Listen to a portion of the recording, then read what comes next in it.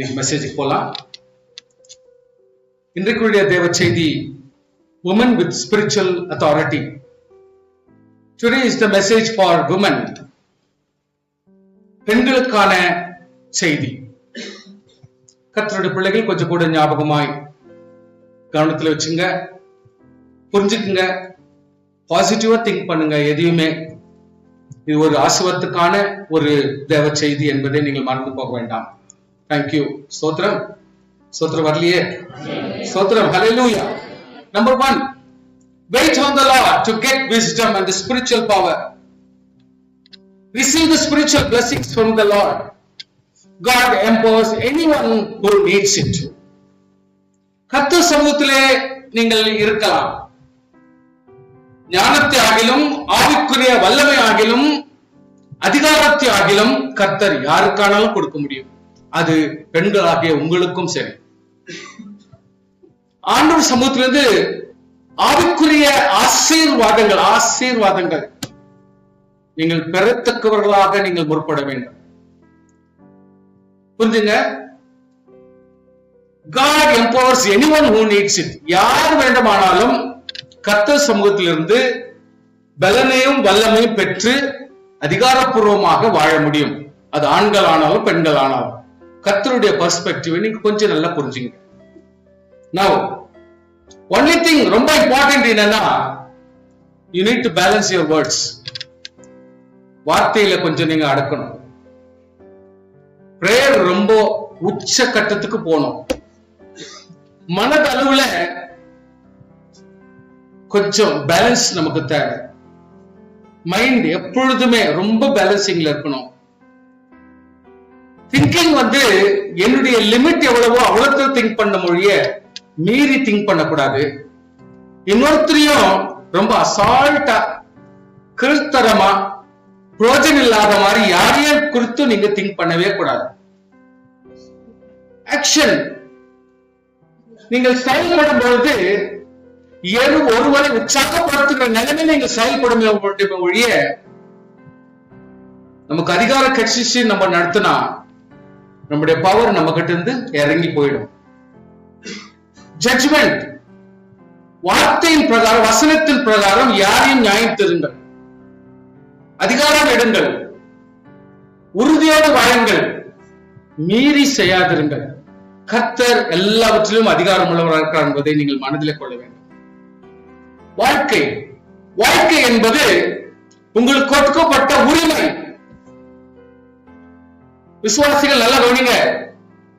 பெண்கள் பெரியவங்களா இருக்கணும்னு யாரும் ஆசைப்பட மாட்டாங்க. தரித்திரம், உலகத்தினுடைய தரித்திரம், ஊழியக்காரருடைய தரித்திரம், பெரியவங்களுடைய தரித்திரம் இம்ப்ரூவ் ஆகுறதுல கவலைப்படாதீங்க. உங்களை பலப்படுத்துகிறவர் கர்த்தர், உங்களை உயர்த்துகிறவர் கர்த்தர். அதனால உங்க லைஃப் நீங்க கற்ற பிரிவிலேஜ வாழ்ந்து காட்டுங்க. பெண்கள் வாழ்ந்து காட்டுங்க. நான் பெர்செப்ஷன், எதையுமே நல்லதே திங்க் பண்ணுங்க, நல்லதே எதிர்பாருங்க, நல்லது ஆகணும் யோசிங்க, நல்லதே செய்யுங்க, நல்லதுக்கு முற்படுங்க, நல்லதுக்காக ஆசைப்படுங்க, நல்லதுக்கு ஜெபம் பண்ணுங்க, நல்லதையே செஞ்சு முடிங்க.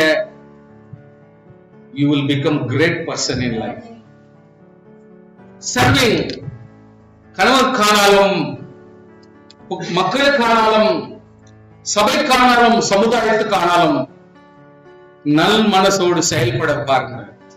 உங்களுடைய சர்வீஸ் எப்பொழுதும் அந்த நோக்கத்தோடு இருந்தால் கர்த்தர் அப்படியே உலகத்தை ஸ்கேன் பண்ணும் பொழுது நீ தகுதி உள்ளவளா இருந்தால் உன்னை கொண்டு கர்த்தர் பெரிய காரியத்தை செய்வார்.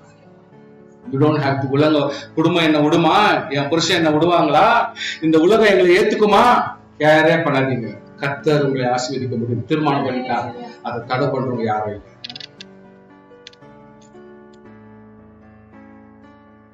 நெக்ஸ்ட் பாயிண்ட் நான் போறேன். God always empowers you. உன்னை பலப்படுத்துகிற கர்த்தர் என்பதை நீங்கள் மனதில் வைத்துக் கொள்ளுங்கள். God will empower you. ஆண்கள் கண்டிப்பா கர்த்தர் பலப்படுத்துறாரு. ஆனால் இன்றைக்கு சப்ஜெக்ட் பெண்களுடைய கதை. அதனாலதான் இப்ப நான் என்னன்றேன், உன்னை தேவன் பலப்படுத்துகிறார். நீ இன்ஃபீரியர் நினைக்க வேண்டிய அவசியம் இல்லை, குறைஞ்சதான் நினைக்க வேண்டிய அவசியம் இல்லை. நான் இப்படி வந்து மாட்டிக்கினேன், இப்படி வந்து அவஸ்தைப்படுறேன். இதெல்லாம் நீ தேவையில்லாத பேச்சு பேசுற.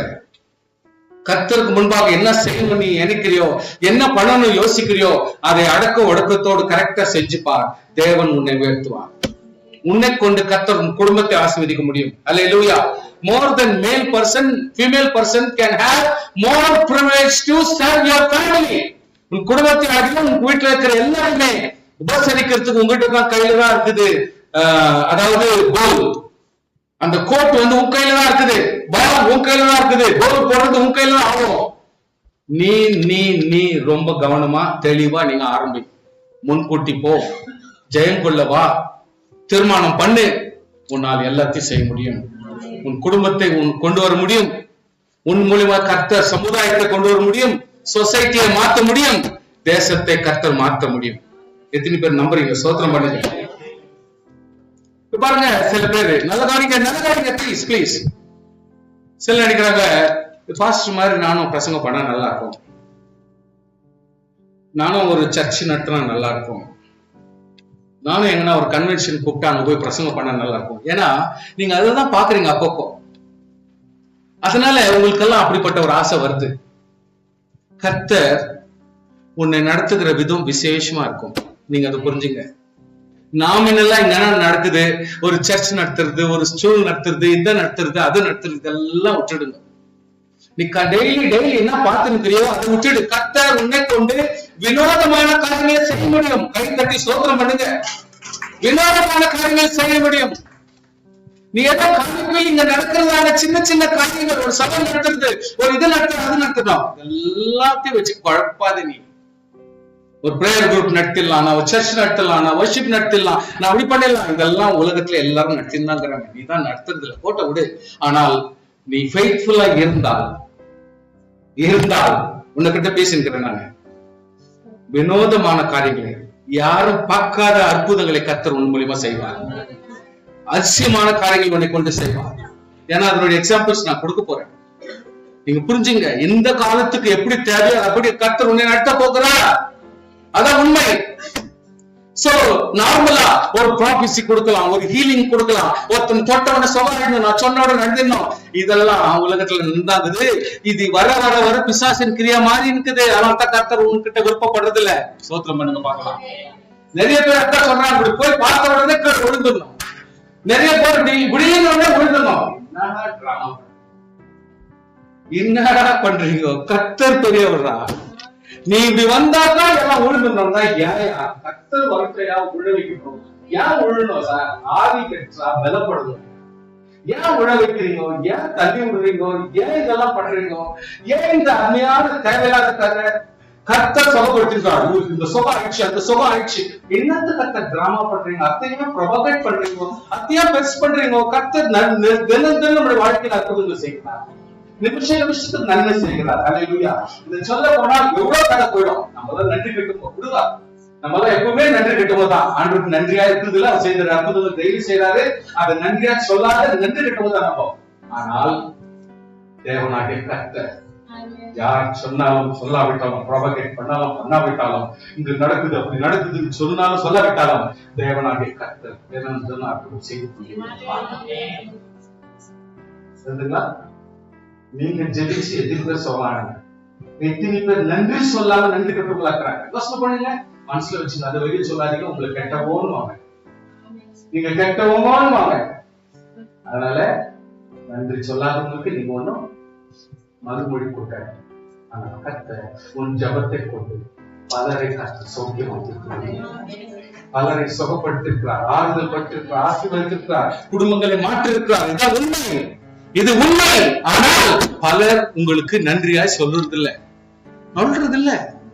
அதே போல சபைகளிலும் நம்ம சும்மா ஓவரா ப்ரொபகேட் பண்ணக்கூடாது. இவர் ஆசீர்வதிக்கிற தேவன், அவருடைய பிள்ளைகள் நம்ம இதை இப்படி பண்ணிட்டாரு அப்படி பண்ணிட்டாருன்னா மத்த சபையில பண்றது இல்லையா? மத்த சபையில பண்றது இல்லையா? இல்ல வெளியெல்லாம் பண்றது இல்லையா? கர்த்தர் எல்லா இடத்துலயும் பண்ணி கொண்டே இருப்பார்.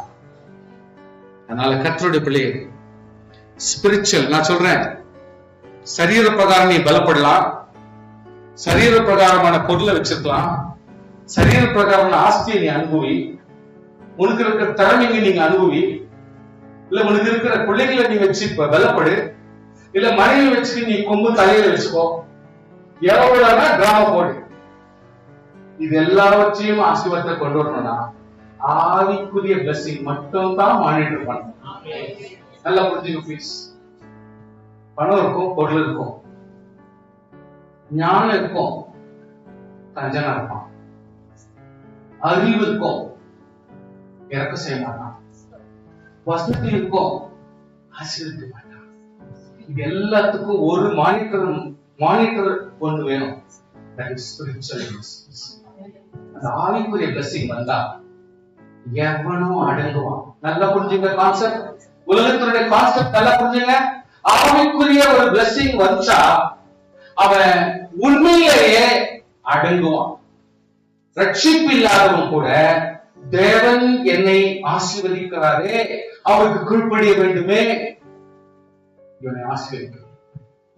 ஐயோ இவ்வளவு பெரிய காரியத்தை திருடி விட்டோமே, கொஞ்சம் ஆண்டவர் கொடுக்கலாம், நான் ஸ்தோத்திரம் பண்ணி. சோ விசுவாசியே, நீ எந்த விதத்திலையும் உன்னுடைய உலக பிரகாரமான செயல்கள் எல்லாவற்றிலும் மத்தியிலையும் ஆவிக்குரிய பிளஸிங் மட்டும் தான் ஒரு மனுஷனை பொசிஷன் கொண்டு வரும், நிலைநிறுத்தல் கொண்டு வரும், ஞானத்துக்கு கொண்டு வரும், அறிவுக்கு கொண்டு வரும், புத்தி கொண்டு வரும், செயல்படுத்தல் கொண்டு வரும்.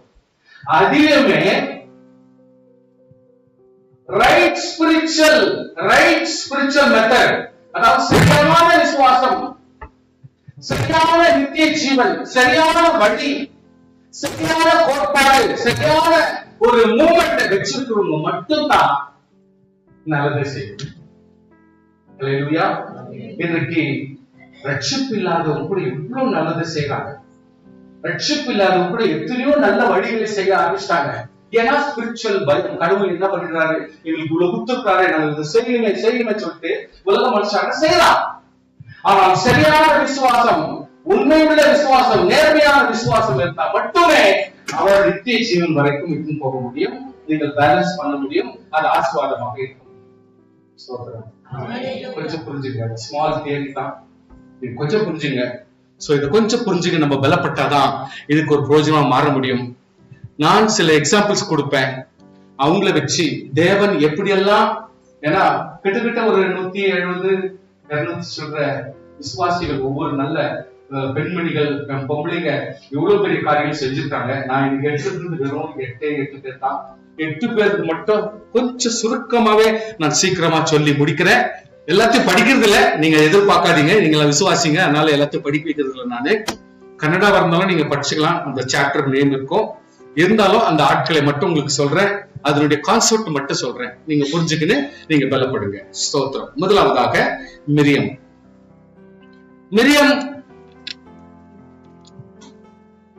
இவர்களை குறித்து சொல்ல போனா, முதலாவதாக இந்த அம்மா ஒரு ப்ராஃபெட்டஸ், தீர்க்கதரிசினி. She is a prophetess. கர்த்தர் மோசே அழைக்கிறார். மோசேயினுடைய சரியான வேலை நடக்க வேண்டி, மோசேயினுடைய முழுமையான திறமைகளை கொண்டு கர்த்தருடைய பிள்ளைகளை ஆசீர்வாதமாய் கொண்டு போய் சேர்க்கும்படி உதவியா இருக்கத்தக்கதாய் உதவியாளர்களை, ஹெல்பர்ஸ் அப்படின்னு ஆண்டவர் 2 பேரை கொடுத்தார். அதுல ஒருத்தர் ஆரோன், அவங்க பிரதர், இன்னொருத்தர் அவங்க சிஸ்டர் மிரியம்.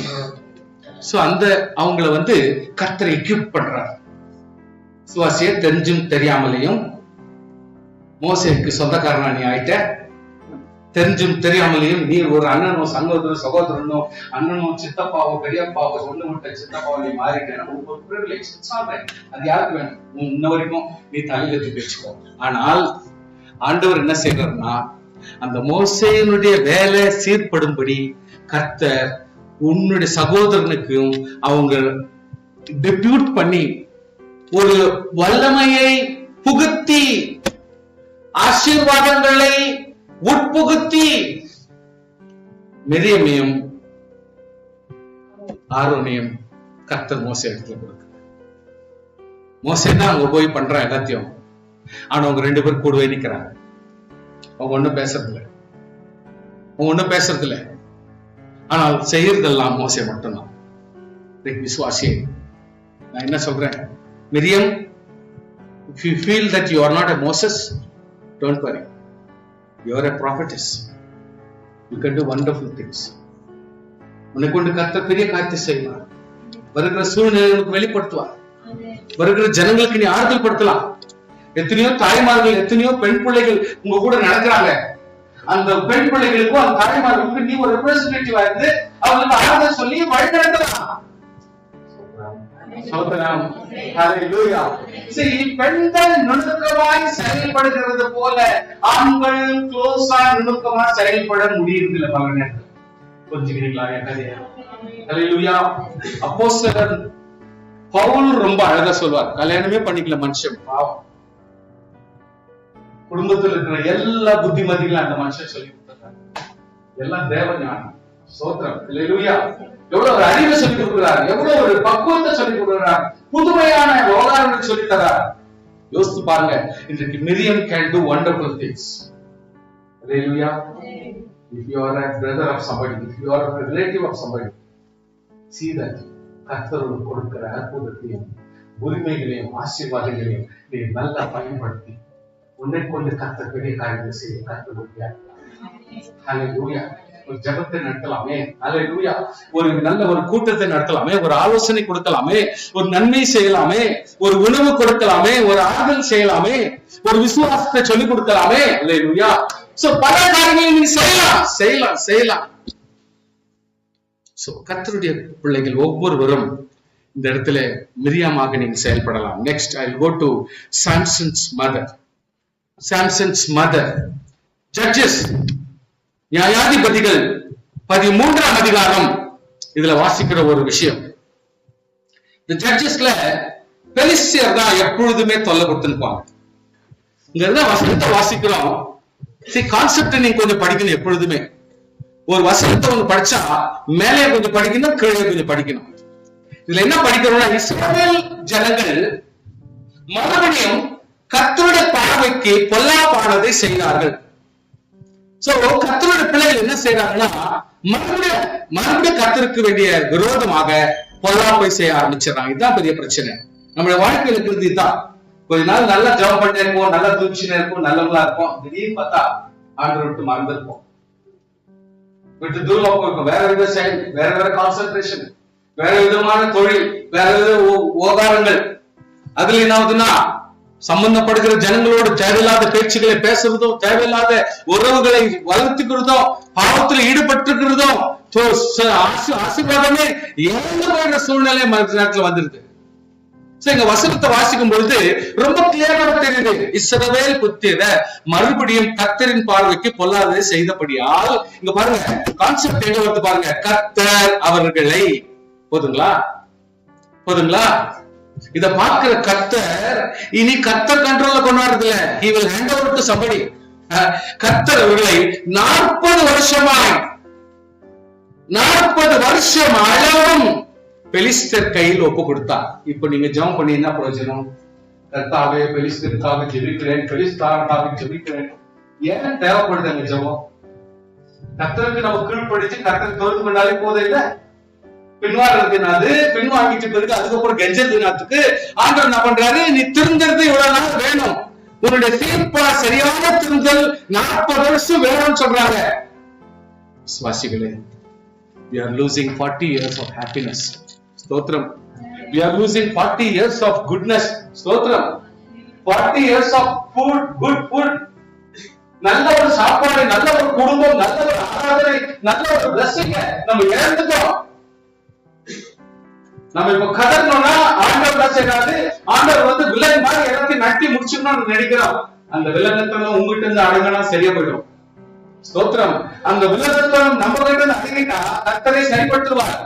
அதான் ஆண்டவர் நான்றாரு, இங்க ஒருத்தரை எழுப்புறதுக்காக கர்த்தர் அவர்களை 40 வருஷம் பெலிஸ்தர் கையில் ஒப்பு கொடுத்தார். இப்பொழுது அப்படித்தான் வம்சத்தானாகிய சேரா ஊரானாகிய ஒரு மனுஷன் இருந்தார்.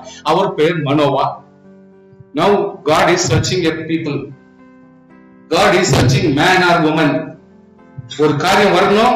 இப்ப ஜனங்க வந்து ஆண்டவர் சமூகத்துல கர்த்தாவே எங்களை ரட்சின்னு சொல்லிட்டு கெஞ்சணும்னா அந்த டைம்ல கர்த்தர் என்ன பண்றாரு, he is scanning who is the faithful person amongst the believers.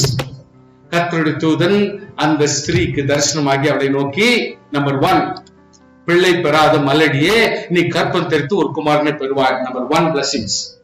Number 2, ஆதலால் நீ திராட்சை மதுபானம் குடியாதபடிக்கு. Can you understand? நம்பர் 3, தீட்டான ஒன்றும் புசியாதபடிக்கு எச்சரிக்கையாயிரு. நம்பர் 4, நீ கற்பம் தரிக்கும் பொழுது ஒரு குமாரனை பெறுவாய். That is a blessing you are going to receive.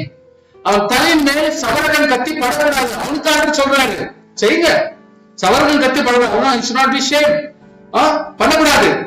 அந்த பிள்ளை பிறந்த முன் தேவனுக்கு என்று நசரேயனா இருக்க வேண்டும், கர்த்தருக்கு என்று பரிசுத்தவானா இருக்க வேண்டும். அவன் டெடிகேட்டடா இருக்கணும், ஒப்பு கொடுத்தவனா இருக்கணும். அவன் இஸ்ரவேல் பரிசுத்த கைக்கு நீங்க ரட்சிக்க தொடங்குவான் என்றார். இந்த அம்மா பார்த்தாங்க, என்னடா திடீர்னு வந்தாரு, ஒரு தேவதூதன் மாறிக்கிறாரு, இவரு பார்த்தா இவ்வளவு லிஸ்ட போட்டாரு, என்ன பண்ணுவேன்னு சொல்லிட்டு மட மட மட செஞ்சாமா ஸ்ட்ரெயிட்டா ஓடுறாங்க வீட்டுக்கு. ஒரு கிலோ புருஷன் சொல்றாங்க, நான் என்னன்றேன், புருஷனோ மனைவியோ ஒருத்தருக்கு ஒருத்தர் ஒரு விஷயத்தை கேட்கிற அளவுக்கு நீங்க ஐக்கியமா இருந்தாதான் இந்த மாதிரி விஷயம் வரும் பொழுது நீங்க ஐக்கியத்தோடு ஒண்ணு கேட்பீங்க. இல்லைன்னா இன்னொரு ஓடியாடுற நீ யார் கத்துற நீ அப்படின்னு அவர் சொன்னாங்கன்னா என்ன ஸ்பிரிச்சுவல் பிளஸிங்ஸ் அங்க வந்திருக்கும். உங்களோட ஐக்கியம் அவ்வளவு தூரத்துக்கு ஒன்னா இல்லைன்னா, நேசமா இல்லைன்னா, பாசமா இல்லைன்னா, ஒரு புருஷ பொண்டாட்டியினுடைய ஒரு ஒப்பு கொடுத்தல், ஒரு தீர்மானம் பண்ணுதல், ஆசீர்வாதத்தை வாங்கி கொள்ளுதல், அவங்க சொல்றதை கேட்கறது கவனமா கேட்கிற அளவுக்கு இருந்தா நமக்கு இந்த பிரச்சனை வராது. ஒருத்தருக்கு ஒருத்தர் நம்ம மதிக்கிறது இல்ல. This is wrong. மதிக்கணும். இந்த ஸ்திரீ தன் புருஷனுக்கு வந்து தேவனுடைய மனுஷன் ஒருவர் இடத்தில் வந்தார். அவருடைய சாயல் தேவனுடைய தூதருடைய சாயலை போல் மகாபங்கமாச்சு. எங்கிருந்து வந்தீர் என்று நான் அவர்களை கேட்கல. அவர் தன்னுடைய நாமத்தை கூட எனக்கு சொல்லல. அவரை நோக்கி, நீ கற்பம் தெரித்திருக்குமான பெறுவாய், அதெல்லாம் திராட்சை மதுபானம் குடியாமல் தீட்டாத ஒன்றும் புசியாமல் இரு. அந்த பிள்ளை பிறந்தது முதல் மரண நாள் மட்டும் தேவனுக்கு என்று நஷ்டனா இருப்பான் என்று சொன்னார். கரெக்டா சொன்னாங்க. நம்மளா இருந்தா வீட்டுக்கு வந்து பாதிக்கு பாதி மறந்துட்டு அது என்னன்னா முடியுமோ குழப்ப முடியுமோ குழப்பி புஸ்தகிட்ட சொல்லி முடிச்சிடுவோம். அவங்க பைத்தியக்காரன் ஆயிடணும்.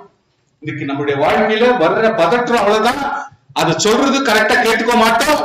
அதுக்குள்ள அதை கொண்டாந்து சொல்றதுக்குள்ள 4 உலகம் போட்டு 4 அதுல இருந்து எடுத்து போட்டு சோத்திரம் பண்ணுங்க பார்க்கலாம்.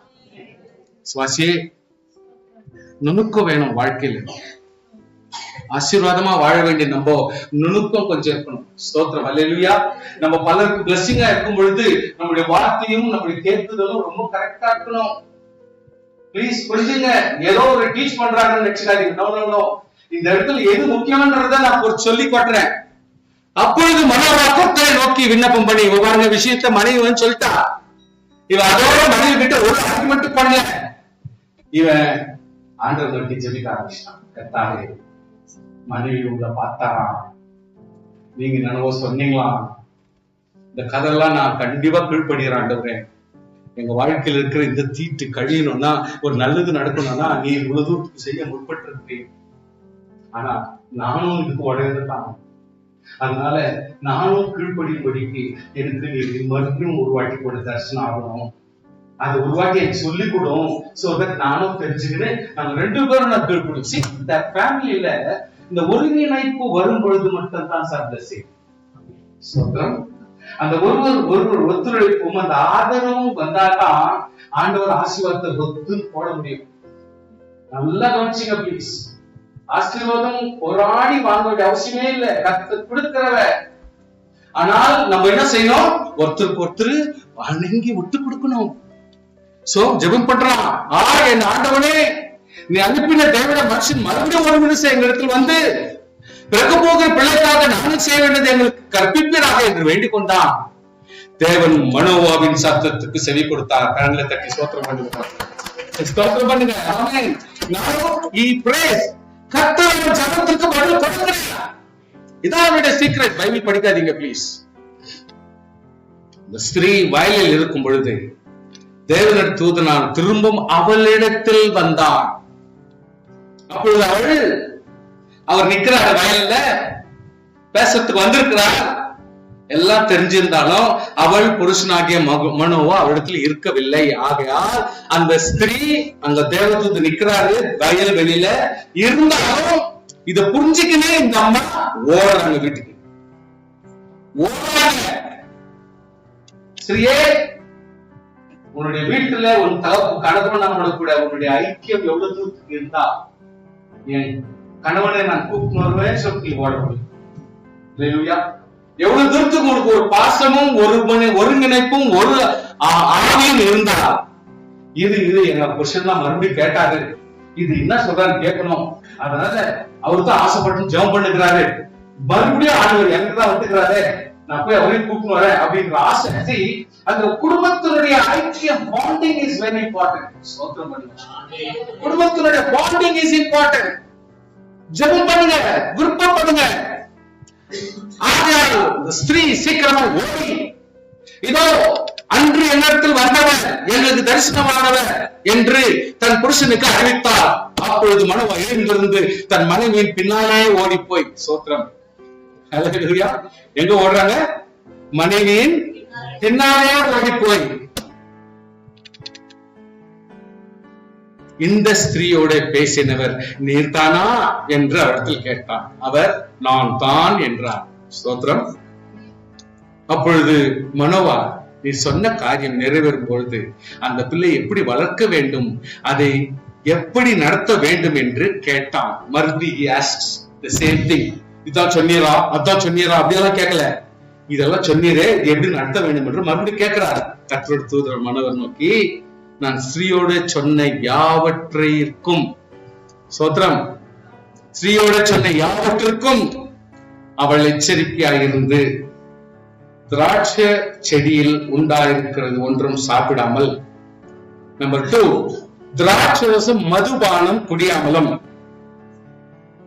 தீட்டானது ஒன்றும் புசியாமலும் நான் கட்டளையிட்டதெல்லாம் கை கொள்ள கடவுள். பல நேரத்துல நம்ம கதை கேட்கும் பொழுது வர்ற பிரச்சனை என்ன தெரியுங்களா? கர்த்தர் மனோவாக்கு சொன்னாரு, மனோவா பொண்டாட்டிக்கு சொன்னாரு, எனக்கு என்ன வந்துச்சு அப்படின்னு நினைக்கிறீங்க. அப்படி இல்ல. நம்ம எப்பொழுதுமே நம்முடைய குடும்பத்துங்கள நம்ம சில காரியத்தை படிக்கும் பொழுது இப்படிதான் படிக்கணும். எப்படி படிக்கணும்னா, கர்த்தர் ஆசீர்வதிக்கணும்னா கணவன் மனைவி எதெல்லாம் மெயின்டைன் பண்ணணும்னு சொல்றாரு. கர்த்தர் சொல்லிக்கிறாரா போதை மருந்து போயிருக்கிறாரு, ஆண்டவர் சொல்லிக்கிறாரு சாராயம் போயிருக்கிறாரு சொல்லிக்கிறாரா, இதெல்லாம் சொல்லிக்கிறாரா, அதெல்லாம் சொல்லிக்கிறாரா, திராட்சை ரசம் எப்படி குடிக்கணும்னு சொல்லியிருக்கிறார். ஆனா அதை கொஞ்சம் கூட குளிச்சுட்டா அன்னைக்கே கதை முடிஞ்சு போச்சே, அது ஒரு கெடுதலான ஒன்று. இது நம்ம ஒரு சரீர பிரகாரம் புரியுது. ஆனால் இந்த இடத்துல ஆண்டவர் மனோவாவுக்கு மனோவா வைஃப்க்கு சொல்றாருன்னா, இந்த கான்செப்டை வச்சுதான் சார் ரூல்ஸ் அண்ட் ரெகுலேஷனே ஃபார்ம் பண்றாங்க உலகத்துல. இந்த கான்செப்ட் வச்சுதான் எல்லாத்தையுமே எழுதுறாங்க. அப்படி இருக்கும்போது விசுவாசிகள் இப்படிப்பட்ட காரியங்களை நாம் புரிந்து கொள்ளாவிட்டால் அர்த்தம் என்ன வந்துச்சு? சோ ஒரு விசுவாசி, ஒரு குடும்பமும் தனிப்பட்ட நபர்களும் what to eat, what not to eat. So இங்க கவனிங்க, திராட்சை செடி உண்டாக்குற சாப்பிடாமலும் திராட்சை மதுபானம் குடியாமலும் இது எல்லாத்தையும் அப்பொழுது மனோவா கர்த்தருடைய தூதனை நோக்கி, நாங்கள் ஒவ்வொரு வெள்ளை ஆட்டுக்குட்டி அவருக்கு சமைச்சு கொண்டு வர்றேன் அப்படி இப்படின்னு சொல்றாரு. ரைட், அது கொண்டு வந்துட்டு கொடுக்குறேன், நீ கொண்டு வந்தாலும் நான் சாப்பிட முடியாதுப்பா, நான் ஒரு தேவதூதன், அதனால இதுக்கெல்லாம் தேவையில்லாத கதை அப்படின்னு சொல்றாரு அவரு. But at the same time அவன் சொல்றான், எப்படி இருந்தாலும் சரி என் சமாதானத்துக்கு நான் ஏதோ செஞ்சு கொண்டு வர்றேன் அப்படின்றாரு. அப்பொழுது மனோவா கர்த்தருடைய தூதனை நோக்கி, நீ சொன்ன காரியம் நிறைவேறும் போது நாங்கள் உண்மை கனம் பண்ணும்படி உம்முடைய நாமம் என்ன, உன் பேர் என்னான்னு சொல்லிட்டு கேட்கிறான். அதுக்கு கர்த்தருடைய தூதனானவர், என் நாமம் என்ன என்று நீ கேட்க வேண்டியது என்ன, அது கேட்க வேண்டியது உனக்கு, அது அதிசயம் என்றார். ஸ்தோத்திரம் பண்ணுங்க. ஹல்லேலூயா. அதிசயம். கர்த்தர் அதிசயம், அவர் பேர் அதிசயம். மனோவா போய் அதெல்லாத்தையும் செஞ்சு கொண்டாடுறா. அத மனைவியும் பார்த்து கொண்டிருக்கையில் அதிசயம் விளங்கினது. இவன் கொண்டாந்து சாப்பாடு கொடுத்தத எப்படி சாப்பிட்டாங்க தேவதூதன்னு சொல்லிட்டு அதிசயத்தை விளங்குறாங்க பண்றாங்க. அது எப்படி சாப்பிட்டாருன்றது சாப்பிடுறதெல்லாம் காட்ட மாட்டாங்க. தேவதூதர் எப்படி சாப்பிடுவாங்க? அதனால அது அப்படியே இல்லாத போயிடும், இல்ல பர்ன் ஆயிருக்கும், இல்ல ஆயிருக்கும். பின்பு அந்த ஸ்திரீ ஒரு குமாரனை பெற்று அவனுக்கு சிம்சோன் என்று பெயரிட்டாள். ஆமென். ஆசீர்வாதத்தை கவனிச்சு பாருங்க. நம்பர் 2, அந்த பிள்ளை வளர்ந்தது.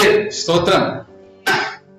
நம்பர் 3, கர்த்தர் அவனை ஆசீர்வதித்தார். ஸ்தோத்திரம். ஆமென்.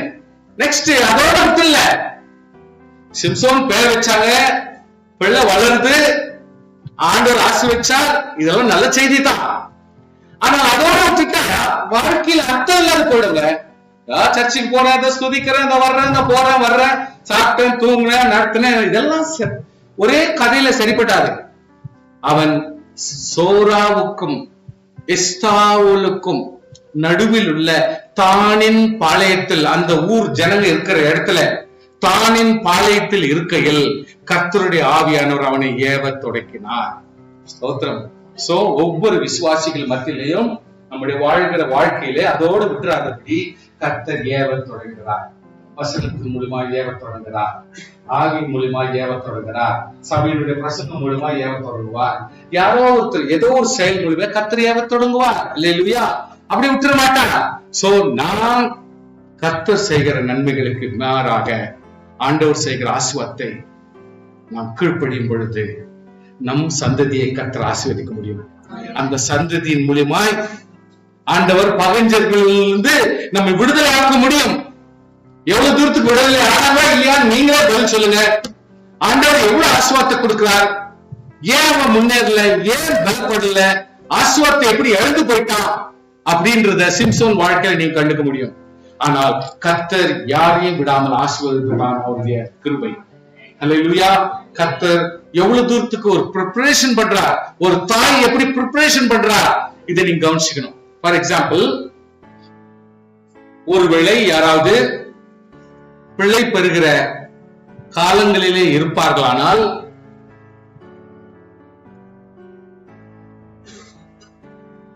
மாதமாக இருப்பார்களானால் நீங்கள் எடுக்க வேண்டிய சில இன்ஸ்ட்ரக்ஷன் கர்த்தர் இதை கொடுத்திருக்கிறார். சோ விசுவாசியே, அதுக்காக போய் டாக்டர் கிட்ட நான் என்ன சாப்பிடணும், நான் என்ன சாப்பிடக்கூடாது, கரெக்ட் தான். கர்த்தர் ஆல்ரெடி உங்களுக்கு கேட்டலாக் போட்டு வச்சிருக்கோம். ஒரு கர்ப்பத்தில் இருக்கிற ஒரு ஸ்திரீ தன்னுடைய குழந்தைக்காக எதெல்லாம் டெடிகேட் பண்ணணும், எதுக்கெல்லாம் இம்பார்ட்டன்ஸ் கொடுக்கணும், தன்னுடைய சரீரத்தில் எப்படிப்பட்ட காரியங்கள நம்ம கவனமா இருக்கணும்ன்றத கொடுத்துருக்காங்கன்னா கிட்ட ஒரு கேட்டலாக் நீங்க எழுதி வச்சுக்கலாம். அதுதான் புத்திசாலித்தனம். அல்லேலூயா. விசுவாசிகளே, நம்ம ஒண்ணும் தெரியாத மாதிரி நமக்கு எல்லாம் இதெல்லாம் என்னத்துக்கு, யாருக்கு போய் நம்ம சொல்லி கொடுத்து நம்ம பேச்ச கேட்பாங்களா, இதெல்லாம் ரொம்ப பேச்செல்லாம் பேசாதீங்க. உங்களை கொண்டு கர்த்தர் சில காரியங்களை ஒருவருக்கு போதிக்க முடியும், சிலருக்கு டீச் பண்ண முடியும். நீங்க புரிஞ்சுக்கலாம். கர்த்தர் கிரியை செய்வார். Now let me go to second. எல்லாத்தையும் எடுத்து சொல்ல முடியாதுன்னு நினைக்கிறேன்.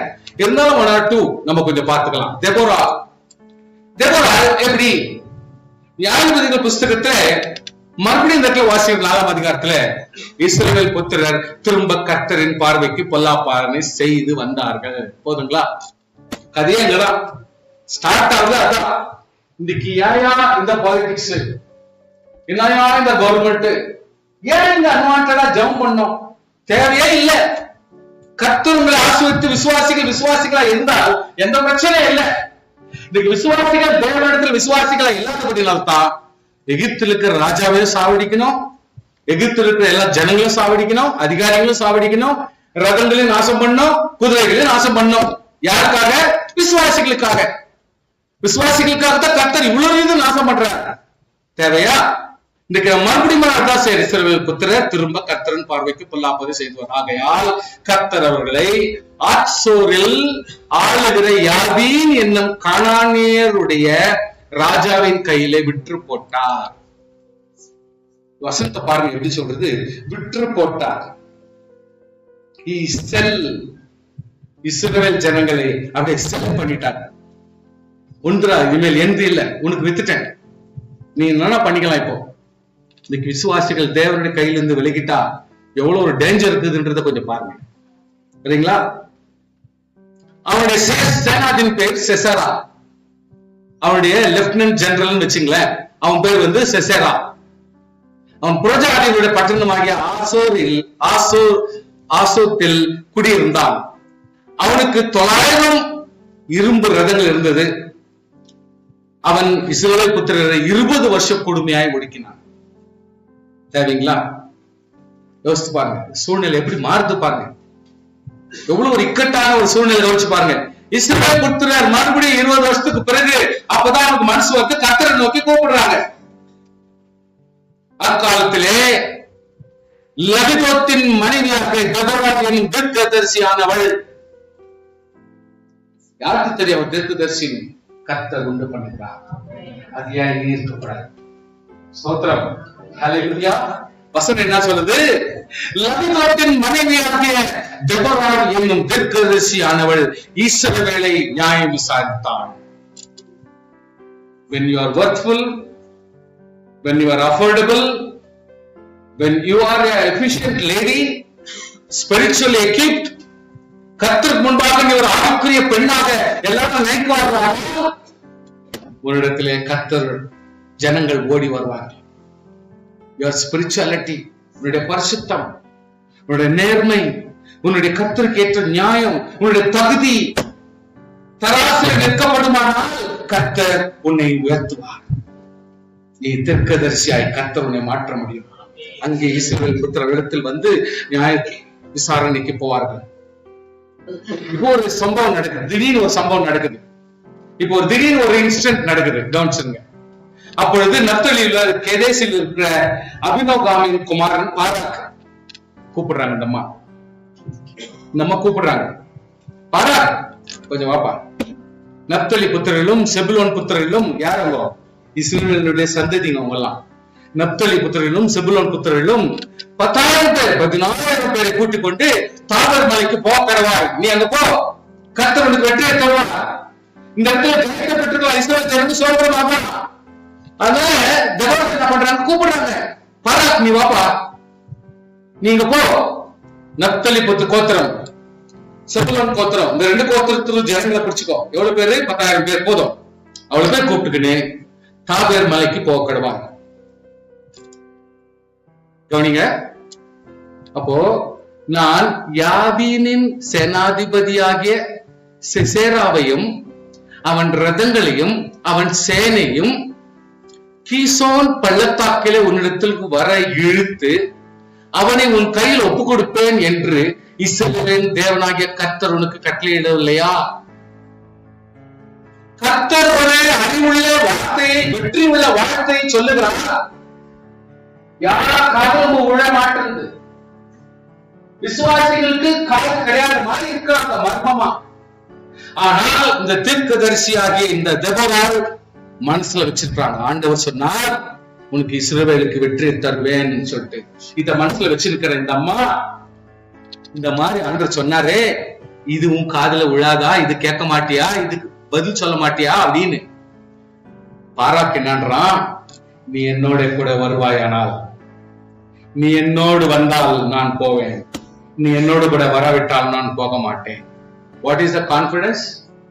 இந்த அம்மா ஈட்டி எட்டுன்னு வருவாங்கன்னா இல்ல AK-47 எட்டுன்னு வருவாங்கன்னு போறாங்கன்னா சொல்லுங்க சொல்லுங்க. It's a spiritual blessings. Hallelujah. It's a special spiritual authority. இது கர்த்தருடைய வெற்றி. ஒரு தீர்க்கதரிசி பொம்பளைக்கு தான் தெரிந்து. She has attained that glory. She has attained that prayer. She has attained that blessings. அதனால இந்த அம்மாவுடைய பேச்சு விளங்குதிப்போ. ராஜா என்ன சொல்றா? நீர் என்னோட கூட வாரம். பொம்பளை வந்து எதுக்காக வாரம்? நம்ம பிகாஸ் ஆஃப் நீ வந்து வில்வத்தையோ மூலவித்தையோ பண்ணிட்டு வச்சிருக்காது இல்ல. ஒரு ஸ்பிரிச்சுவல் அம்மா என்னோட கூட இருந்தால் நான் வெற்றியை பெறுவேன். அல்லேலூயா, ஸ்தோத்திரம் பண்ணுங்க பார்க்கலாம். ஒரு ஸ்பிரிச்சுவல் மதர் என் கூட இருந்தா எனக்கு வெற்றி கிடைக்கும் என்ற தைரியமா இருந்தா ராஜா என்னன்றா, நான் முன்னோடு, அதாவது நீ என்னோட கூட வந்தால் நான் போறேன், நீ என்னோட கூட வரவிட்டால் நான் போக மாட்டேன். இந்த மாதிரி எவ்வளவு நுணுக்கமான வசனங்களை கொஞ்சம் நீங்க புடிச்சுக்கின்னு மார்க் பண்ணி வச்சுக்கின்னு வீட்டுல அதை நீங்க ஜபத்துல கொண்டு வந்துட்டீங்கன்னா உங்களுக்கு விசுவாசம் எவ்வளவு பலமா இருக்கும் யோசனை பண்ணி பாருங்க. ஹல்லேலூயா. ஏன்னா இது நம்ம சின்ன சின்ன ஸ்டோரிங்க எல்லாம் படிக்கிறதுக்கெல்லாம் டைம் நமக்கு இருக்குது இல்ல. படிக்கும்போது போர் அடிச்ச மாதிரி ஆயிடும். கிட்டத்தட்ட ஒரு 50-70 வசனமா இருந்தா படிக்கிறதுக்கே கஷ்டமா இருக்கும். அதனால நீங்க படிக்க மாட்டீங்க. நான் அதை சுருக்கமா எங்க வேணும் அங்க வேண்டி பார்த்து போட்டு உங்களுக்கு நான் சொல்லி தர்றேன். பிளீஸ் புரிஞ்சுங்க. அதற்கு தெபொராள் சொல்றாங்க, நான் உன்னோட கூட நிச்சயமாய் வருவேன். அந்த வேர்டை கொஞ்சம் நல்லா மார்க் பண்ணி வச்சுங்க. ஹல்லேலூயா. அந்த அம்மா சொல்றாங்க, உனக்கு அப்படிப்பட்ட ஒரு நல்ல எண்ணம் இருக்குதுன்னா என்னை கொண்டே கர்த்தர் வெற்றி கொடுப்பாரு நீ நம்புவாயா? நிச்சயமாக வசனம் சொல்லுங்க, நிச்சயமாக சொல்லுங்க, நிச்சயமாக நான் கூட வருவேன். நம்ம சொல்றாங்க. ஆனா அந்த அம்மா ஒரு ஒரு ஒரு ஒரு சீக்ரெட் பாருங்க, தீர்க்கதரிசியாச்சே, எல்லா விஷயம் தெரியும். அதனால உடனே சொல்றாங்க, போலாம், நான் வர்றேன், ஆனால் நீ போகிற பிரயாணத்தில் உண்டாகிற மேன்மை உனக்கு கிடையாது. ஆமென், அல்லேலூயா. பாராட்டே, நீ போலாம், நானும் கூட வர்றேன், வெற்றி கர்த்தர் கொடுப்பா, அந்த வெற்றி உன்னால வராதுன்ற ஆண்டவர். ஸ்தோத்திரம், ஸ்தோத்திரம். இதான் தீர்க்கதரிசி கிட்ட இருக்கிற ஒரு சூழ்நிலை. அதையும் அக்செப்ட் பண்ணிக்கிட்டு கர்த்தர் சிசராவை, நான் அந்த இடத்துல கொஞ்சம் கர்த்தர் சிசராவை ஒரு ஸ்திரீயின் கையில் ஒப்பு கொடுத்தார் அப்படின்னு சொல்லிட்டு அந்த மாதிரி தீர்க்கதரிசி சொல்றாங்க. தெபோராள் எழும்பி பாராக்கோட கூட கேதேசுக்கு போனாள். ஆமென். வசனத்தில் லாஸ்ட்ல படிக்கிறோம், அப்பொழுது பாரா செபுலோன் மனுஷரும் நப்தலி மனுஷரும் கேதேசுக்கு வரவழைத்து தன்னைக்கு பின்பற்றி செல்லும் 10,000 பேரையோடு போனான். தெபோராளும் அவனோட கூட போனான். அல்லேலூயா, அல்லேலூயா. நடக்கிற விஷயம் என்னன்னா, யார புடிச்சு சாகடிச்சா இந்த வெற்றி கிடைக்கும் அப்படின்னு தெரியுதோ அந்த ஒரு பொம்பளை ஆகேல், அதாவது யாகேல் அப்படின்ற ஒரு பொம்பளை, யாகேல் அப்படின்ற ஒரு பொம்பளை கையில அந்த ராஜா வரவழைக்கிறது கர்த்தர் பேசினான். அவன் ஓடி வர்றான், போர்ல தப்பிச்சு ஓடி வந்து காப்பாத்தும்படி கேட்கிறான். யாகேல் பொம்பளை, நான் உன்னை காப்பாற்ற கூப்பிட்டு தான் வீட்டுல படுக்க சொல்லிட்டு பெட்ஷீட் போட்டு மூடி கொடுக்குறா. உடனே அந்த மாதிரி நன்றா கூடார ஆணி எப்பொழுதுமே ஒரு 8 feet 7 feet, அந்த காலத்துல 10 feet எல்லாம் கூட இருக்கும். ஏன்னா மரத்தினால் செய்யப்பட்ட வீடுகள் தான் கட்டுறதுனால அவங்கெல்லாம் ஆணிதான் முக்கியம், ஒன்னோட ஒன்று ஜாயின் பண்றதுக்கு. இந்த கூடார ஆணியை எடுத்து கையில சுத்தி எடுத்து, now she become technical person. sometimes இதுக்கு வந்து ஒரு ஸ்பிரிச்சுவல் மீனிங் இருக்கும். நீங்க வந்து எடுத்த உடனே ஆணியை பிடிச்சிட்டு சுத்தி வச்சுக்கிட்டு தலையில போட்டு அடிச்சுட்டா இது பெரிய கதையா அப்படின்னு. இது வந்து ஓல்ட் டெஸ்டமெண்ட் மெத்தடாலஜி தான். ஸ்தோத்திரம். நல்லா கவனிச்சு சொல்லுங்க, ஓல்ட் டெஸ்டமெண்ட் மெத்தடாலஜி எப்படி தீங்கை பாவத்தை அழிக்க வேண்டும் என்பதை கர்த்தர் ஓல்ட் டெஸ்டமெண்ட்ல சொல்ற மெத்தட் இது. நியூ டெஸ்டமெண்ட்ல கர்த்தர் அந்த சுத்தியும் ஆணியையும் கர்த்தர் ஆவிக்குரிய டெர்ம்ஸ்ல சொல்றார். புரியுதுங்களா? ஆனா ஓல்ட் டெஸ்டமெண்ட்ல அது வந்து ஒரு அதாவது இந்த கிராமர்ல சொல்லுவாங்க, கிளியரா அந்த பொருளாக வச்சு அந்த கிளியை தாக்குறது. சோ அந்த ஸ்திரீ யாகேல் கூடார ஆணியை எடுத்து அவன் படுத்துருக்கிறான், பெட்ஷீட் எல்லாம் போட்டு கவர் படுத்துக்குது. இவளே தலையில மண்டையில போடுற மாதிரி அந்த ஆணியை ஒன்றே அவ்வளவு ஃபாஸ்டா அடிச்சு சரியையில சுத்தி போடுற அளவுக்கு அந்த ஆணி அடிச்சிடறாங்க. அவன் அப்படியே ஸ்பாட்ல வச்சுட்டு போறான். கூப்பிடுறான், யாகேல் கூப்பிடுறான், ஒரு ஆளே பாராக்கே எதிர்த்து போறான். ஒரு விசுவாசியை கொண்டு ஒரு பெரிய போராட்டத்தை மேற்கொள்ள செய்கிறார்களா? ஏன் அது கர்த்தர் நமக்கு செய்ய மாட்டார்? ஹல்லேலூயா. தெபோராள் கர்த்தர் எழுப்புகிற ஒரு தேவ மனுஷன். அது ஏன் இருக்கக்கூடாது? ஒருவரை உற்சாகப்படுத்தவும், ஒருவரை ஏவவும், ஒரு ராஜாவை கண்ட்ரோல்ல கொண்டு வரவும், ஒரு செயல்படுத்தவும், ஒரு போரை ஒன்றுமில்லாமல் முறியடிக்க வாய்ப்புகளை கர்த்தர் உன்னை கொண்டு செய்ய முடியுமானால் கர்த்தர் உன்னுடைய தீர்க்க தரிசனம் அத்தியாவசியம் என்பதை மறந்து கொள்ள வேண்டாம். நீ சொல்லுகிற தீர்க்க தரிசனம் வெறுமையாக ஏதோ கர்த்தர் உன்னை ஆசீர்வதிப்பா, கர்த்தர் உன்னை உயர்த்துவார், பாவத்தில் ஓடி போய் இதெல்லாம் சமரசமா எல்லா காலத்திலும் சொல்ற தீர்க்க தரிசனம் இதெல்லாம் இல்லை. இதெல்லாம் வச்சு ஓட்ட முடியாது. நம்ம எல்லாம் தீர்க்க தரிசனம் ஸ்பெசிபிக்கா இருக்கணும். இந்த காலத்துல வந்து இதெல்லாம் இன்னும் ஸ்பெசிபிக்கா இருக்கணும். அது வந்து கடைசி காலத்தினுடைய உபதேசங்களுக்கு மேலாக கர்த்தர் நம்ம உயர்த்த முடியும். சும்மா சும்மா தீர்க்க தரிசனம் ஒர்க் அவுட் ஆகாது. சுவாசியே கர்த்தர் தெபோராளாக ஆசீர்வதிக்க முடியுமா?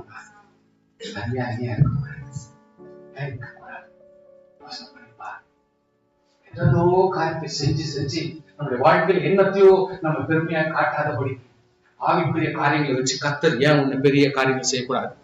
கர்த்தர் பெரிய காரியத்தை செய்யும்படி உன்னை கொண்டு கர்த்தர் பயன்படுத்துவார். ஹல்லேலூயா. A wise woman of Abel Beth-Mekah. There is a cold war. இதை யோசிக்கும் பொழுது எனக்கு ரொம்ப ஆச்சரியமா இருந்துச்சு. இந்த விஷயத்தை நான் கொஞ்சம் யோசிக்கும் பொழுது ரொம்ப ஆச்சரியமா இருந்துச்சு. ஏன்னா தாவீது ராஜா the great person. தாவீது ராஜான்றவரு அவ்வளவு ஈஸி மனுஷன் இல்ல. அந்த மனுஷன் சின்ன வயசுல இருந்தே ஒரு பேரியராகவும் ஒரு பெரிய போர் வீரனுக்கு போர் வீரனாகவும் அழகனுக்கு அழகனாகவும் சகல காரியத்தையும் திறமைசாலியவன். ஜெபக்கிறதுலயும் சரி, ஆண்டவருடைய மனசை கேட்ச் பண்றதுலயும் சரி, ஆண்டவருடைய மைண்ட் அப்படியே கேட்ச் பண்ணிட்டு நல்லவனா மாறிடுவான். இவனை போல ஒரு ஆளு பைபிள்ல கிடைக்க முடியாது. பொண்ணுங்களையும் அவங்களதான் இஷ்டப்படுறாங்க, பொம்பளைங்களும் அவங்களதான் இஷ்டப்படுறாங்க, ஜனங்களும் அவங்களதான் இஷ்டப்படுறாங்க, எல்லா ஆண்களும் அவங்களதான் இஷ்டப்படுறாங்க. அவ்வளவு பியூட்டிஃபுல்லா இருப்பான், அவ்வளவு நல்ல கலர்ஃபுல்லான மனுஷன். அவன் பிசாசு, அதாவது அவங்களுடைய மாமனார் கிட்ட பிரச்சனை ஆயிட்டு பெலிஸ்தீனை கூப்பிட்டு அவங்ககிட்ட வச்சுக்குவாங்க, வா எனக்கு தங்கு நீட்டுவாங்க. எதிரின்னு கூட அவனை லைக் பண்றாங்க. சோதரம் பண்ண மாட்டேங்கிறீங்க பாருங்க. உங்களுக்கு என்ன தாவீது மேல வைத்தறிச்சல் கொள்ளுது. இதெல்லாம் சோதரம் பண்ணுங்க. ஹல்லேலூயா. இவன் பெலிஸ்தீன்கிட்ட போய் கேட்கலாம், அது மாதிரி எங்க மாமனார் என்ன தொட்டி அடிக்கிறாரு, சாவடிக்கு பாக்குறாரு, அவருக்கு அடிச்செல்லாம் நான் இருக்க விரும்பல, நான் வந்து உங்க ஊர்ல ஸ்டே பண்ணிட்டா கொஞ்ச நாளைக்குனாக்கா குடும்பத்தோட வா, உனக்கு என்ன வேணும் சப்ளை கொடுக்கறேன்றான். சப்ளை கொடுக்கறேன்றான் பெலிஸ்தியன். ஏன்னா இவன் இருந்தா அவனுக்கு ஒரு பெரிய ஹேண்ட் கிடைச்ச மாதிரி. இன்னைக்கு தாவீது எல்லாரும் லைக் பண்றாங்க, விரோதி கூட லைக் பண்றாங்க, பிசாசு லைக் பண்றான், கர்த்தர் கூட நல்ல மாதிரி இருக்கிறான், எல்லாரும் நல்ல மாதிரி இருக்கிறான். யாரையும் விட்டு விடல. கவனிச்சு பாருங்க, அவன் லைஃப் கொஞ்சம் கொஞ்சமா நீங்க டெஸ்ட் பண்ணி எடுத்துன்னு போங்க. அப்படிப்பட்ட மனுஷனுடைய வாழ்க்கையில கொஞ்சம் கோல்டு வார் நடந்திருக்குது. கொஞ்சம் கோல்டு வார் எப்படின்னா, நம்ம கண்ட்ரோல்ல தான் இவ்வளவு பேர் இருக்கிறாங்க, இதுக்குள்ள உள்ள ஒரு ரெண்டு பேர் பிரச்சனை, அங்க அவன் குத்தி வெட்டி மடியறான், இங்க 2 பேர் விரோதி, இங்க ஒரு 2 கலகம் விட்டுறாங்க, இங்க ஒருத்தர் பிரச்சனை. இந்த மாதிரி கோல்டு வார் நடந்திருக்கு. அதுல ஒரு வாரம் நான் உங்களுக்கு எக்ஸாம்பிள் மாதிரி சொல்றேன். இது எவ்வளவு தூரத்துக்கு கரெக்டா சால்வ் பண்ண முடியும் அப்படின்றத உங்களுக்கு நான் சொல்லி கொடுக்குறேன். கோல்ட் வார் எப்படின்னு சொன்னா, அப்பொழுது பென்யமீன் மனுஷனாகிய பிக்ரியின் மகன் குமாரனாகிய சேபா மனசுல வச்சுங்க. பிக்ரியின் குமாரனாகிய சேபா என்ற பேர் உள்ள பேலியாளின் மனுஷன் ஒருத்தன் அப்படியே பை சான்ஸ் அவன் அப்படியே இருக்கான். ஆனா அவன் எக்காலம் ஊதி, எங்களுக்கு தாவீதினிடத்தில் பங்கு கிடையாது, ஈசாயின் குமாரத்தில் எங்களுக்கு சுதந்திரம் கிடையாது, இஸ்ரவேலே நீங்க போக, போர் முனையில் இருக்கானா, யாரும் வாழ்க்கை இருக்குவானா, யாரும் நீங்க பாதுகாக்கவானா, அந்த கதையை அப்படின்னு சொல்லிட்டு எல்லாரும் கட்சி விட்டுறான். தாவீது தேவையில்லை, இஸ்ரவேல் ஜனங்கள் தேவையில்லை, யாரும் தேவையில்லை, இவங்க தேவையில்லை சொல்லிட்டு, அப்பொழுது இஸ்ரவேல் மனுஷர் என்ன பண்றாங்க, இவனை மனசுல வச்சுக்கினேன், எங்க சேபாவை மனசுல வச்சுக்கினேன். என்னடா எப்போ இல்லாத சேபா போய் இப்படி சொல்றானே, இவன் போய் சொல்றானே, இவன் பேச்சு நம்ம கேட்கலானே அப்படின்னு பயந்துக்கிட்டு என்ன பண்றாங்க, சில பேரு எல்லாரும் அவங்க பாட்டுக்கு போர் முனையில இருந்து விட்டுட்டு அவங்க பாட்டுக்கு வீட்டுக்கு போயிடுறாங்க. இப்போ பிக்ரியின் குமாரனாகிய சேபா பின்பற்றி பலர் அவங்க பின்பற்றி போறாங்க, அவங்க கூட போறாங்க. யோர்தான் தொடங்கி எருசலேம் மட்டுமல்ல யூதா மனுஷர் தங்கள் ராஜாவை சார்ந்து கொண்டார்கள். ராஜாவை யாருக்கு வேணும்ன்றாங்களோ ராஜாவை சார்ந்துக்கினாங்க. யாரெல்லாம் சேபாவை சாரணுமோ அவங்க எல்லாம் சேபாவை சார்ந்துக்கினாங்க. இப்ப ராஜ்யம் பிரியற ஸ்டேஜுக்கு வந்துச்சு. தாவீது கிரியை செய்ய முடியல, ஒரு அதிகாரத்தோடு வாழ முடியல, ஒரு ராஜாங்கத்தை அப்படியே நடத்த முடியல. உள்ளுக்குள்ள கோல்டுவார், உள்ளுக்குள்ளவே அவன் பெரியவன் அவன் சின்னவன் மாதிரி நடத்தின்னு போறான். பின்பு நடக்கிற விஷயம் நான் ஜாஸ்தி எக்ஸ்பிளேஷன் கொடுக்கறது எனக்கு இஷ்டம் இல்லை. இதுல ராஜா கூப்பிடுறான், அம்மாசா கொஞ்சம் வாடா, இங்க இருக்கிறது பிரச்சனைய கொஞ்சம் பாக்குறேன், சேபான்ற ஒருத்தன் குரூப் கட்டிக்கு நான் என்ன பண்ணுகிறான்டா, டே அம்மாசா வாடா, நீ வந்து கொஞ்சம் ஹெல்ப் பண்ணு, போய் ஜனங்க கிட்ட கொஞ்சம் எக்ஸ்பிளேஷன் கொடு. சேபா வந்து மனசு திருப்பி ஜனங்கள் எல்லாம் அப்படியே டைவர்ட் பண்ண பாக்குறான். அதனால கொஞ்சம் ஒரு ஆலோசனை கொடுத்து எல்லாரையும் என்கிட்ட வர சொல்றா, நானு பார்த்து பேசி அவங்க எல்லாரையும் தைரியப்படுத்துறேன் அப்படின்னு சொல்லிட்டு சொல்ல அனுப்பினான். போன அமாசா திரும்பி வரவே இல்லை. எல்லாரையும் கூட்டின்னு வரேன் போன அமாசா திருப்பி வரவே. அப்போ டக்குன்னு தாவீது சொல்றான் அபிசாயை பார்த்து, அமாசா ஏதோ ஒரு ஊழல் பண்றான் பொழுது, உள்ளுக்குள்ளவே ஜனம் கிட்ட பேசி அவன் என்ன ஒரு சூழ்ச்சி பண்றான் பொழுது, அதனால இந்த கதை அவன் திரும்பியும் வரல, ஜனங்களை கூட்டின்னு வரல, இது டெஃபினெட்லி அவன் நமக்கு ஏதோ ஒரு பொல்லாங்க செய்யறான் பொழுது அப்படின்ற ஒரு ஸ்டேட்டஸ்க்கு தாவீது வரான். யோபின் மனுஷரும் கிரேத்தியரும் பிளேத்தியரும் சகல பலசாலிகளும் அவன் பிறகாலே புறப்பட்டு பிக்ரியின் குமாரனாகிய சேபாவை தொடர எருசலேமுக்கு போனார்கள். நல்லா கவனிச்சு பாருங்க. இந்த நேரத்துல யோவாப் அப்படின்ற ஒருத்தன் சீக்கிரட்டா அமாசாவை பார்த்து வீட்டுக்குள்ள போய், என் சகோதரனே அப்படின்னு போயிட்டு கட்டி பிடிச்சிட்டேன். பாக்கெட்ல இருக்கிற வாள் எடுத்து, கவனிக்கல நீங்க, பாக்கெட்ல இருக்கிற வாள் எடுத்து வயிற்றுல ஒரே குத்தி குடல் எல்லாம் வெளியே வர்றதுக்கு அப்பே ஸ்பாட்ல பண்ணிவிட்டோம்.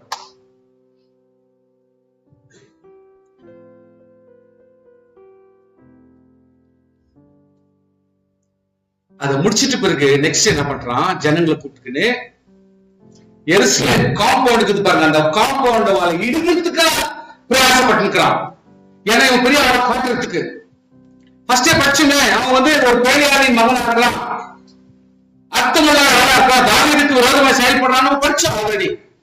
அவன் மறுபடியும் செயல் பண்ண ஆரம்பிச்சுக்கலாம்.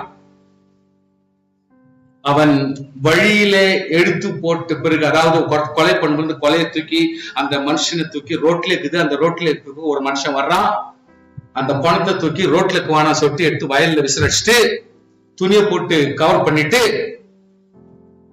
தொடர்ந்து போறான்.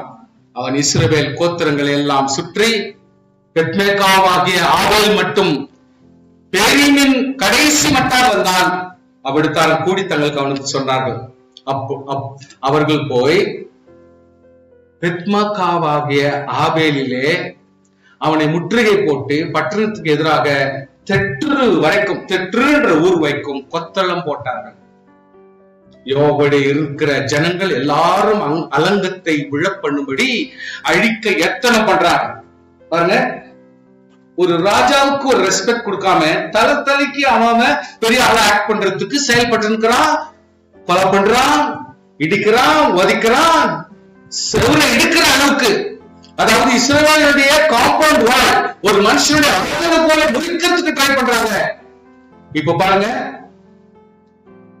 பாருங்க, முக்கியமான விஷயம். அப்பொழுது புத்தி உள்ள ஒரு ஸ்திரீ, ஏன் மற்றவங்களுக்கெல்லாம் புத்தி இல்லைன்றீங்களா?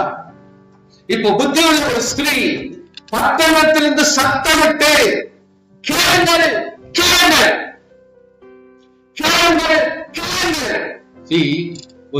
ஒரு அதிகாரம் வருதுன்னா அதுக்கு ஒரு ஜபம் இருக்கணும்.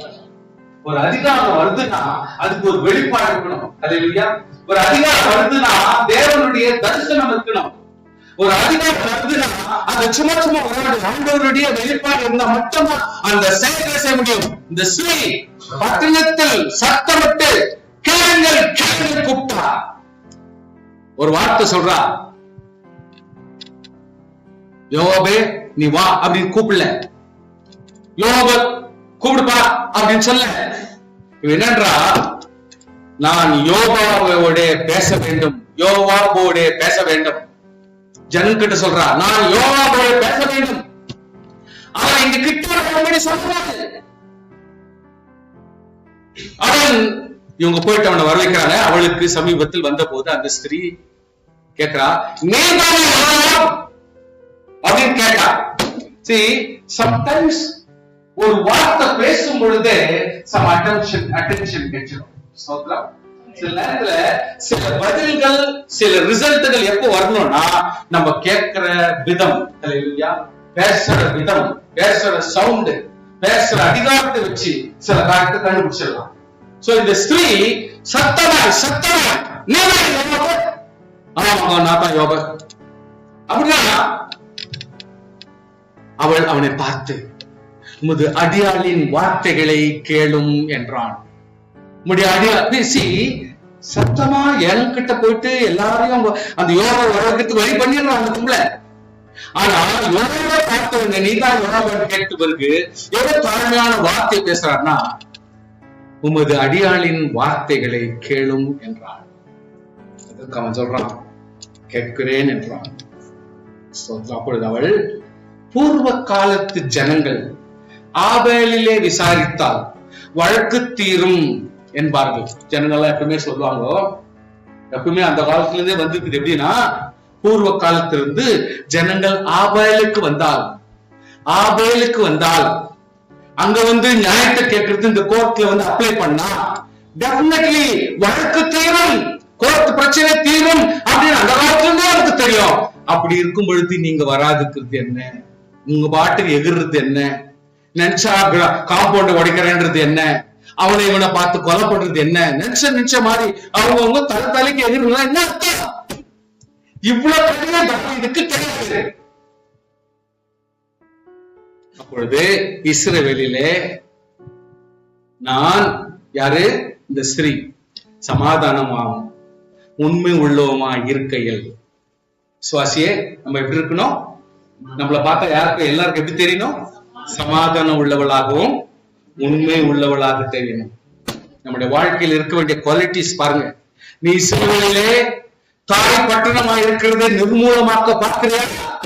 இந்த இஸ்ரவேல் தான் ஒரு சமாதான பட்டணம், இஸ்ரவேல் தான் ஆறுதல் பட்டணம். இந்த இஸ்ரவேல் ஜனங்கள் ஜெபிக்கிற ஜனங்கள், இவங்க மத்தியில் அமைதி இருக்கிறது அப்படின்ற ஒரு சூழ்நிலை இருக்கு தெரியுமா? அத்த நாசப்பட பாக்குறீங்க நீ அப்படின்னு இந்த பொம்பளை கேட்கலாம். கர்த்தருடைய சுதந்திரத்தை விழுங்க வேண்டியது என்ன? கர்த்தர் ஒரு பிரிவிலேஜ் கொடுத்து விசுவாசிகளை ஆசீர்வதிக்கிறாங்கன்னா அந்த பிரிவிலேஜ் நீ ஏன் கிடைக்கிற?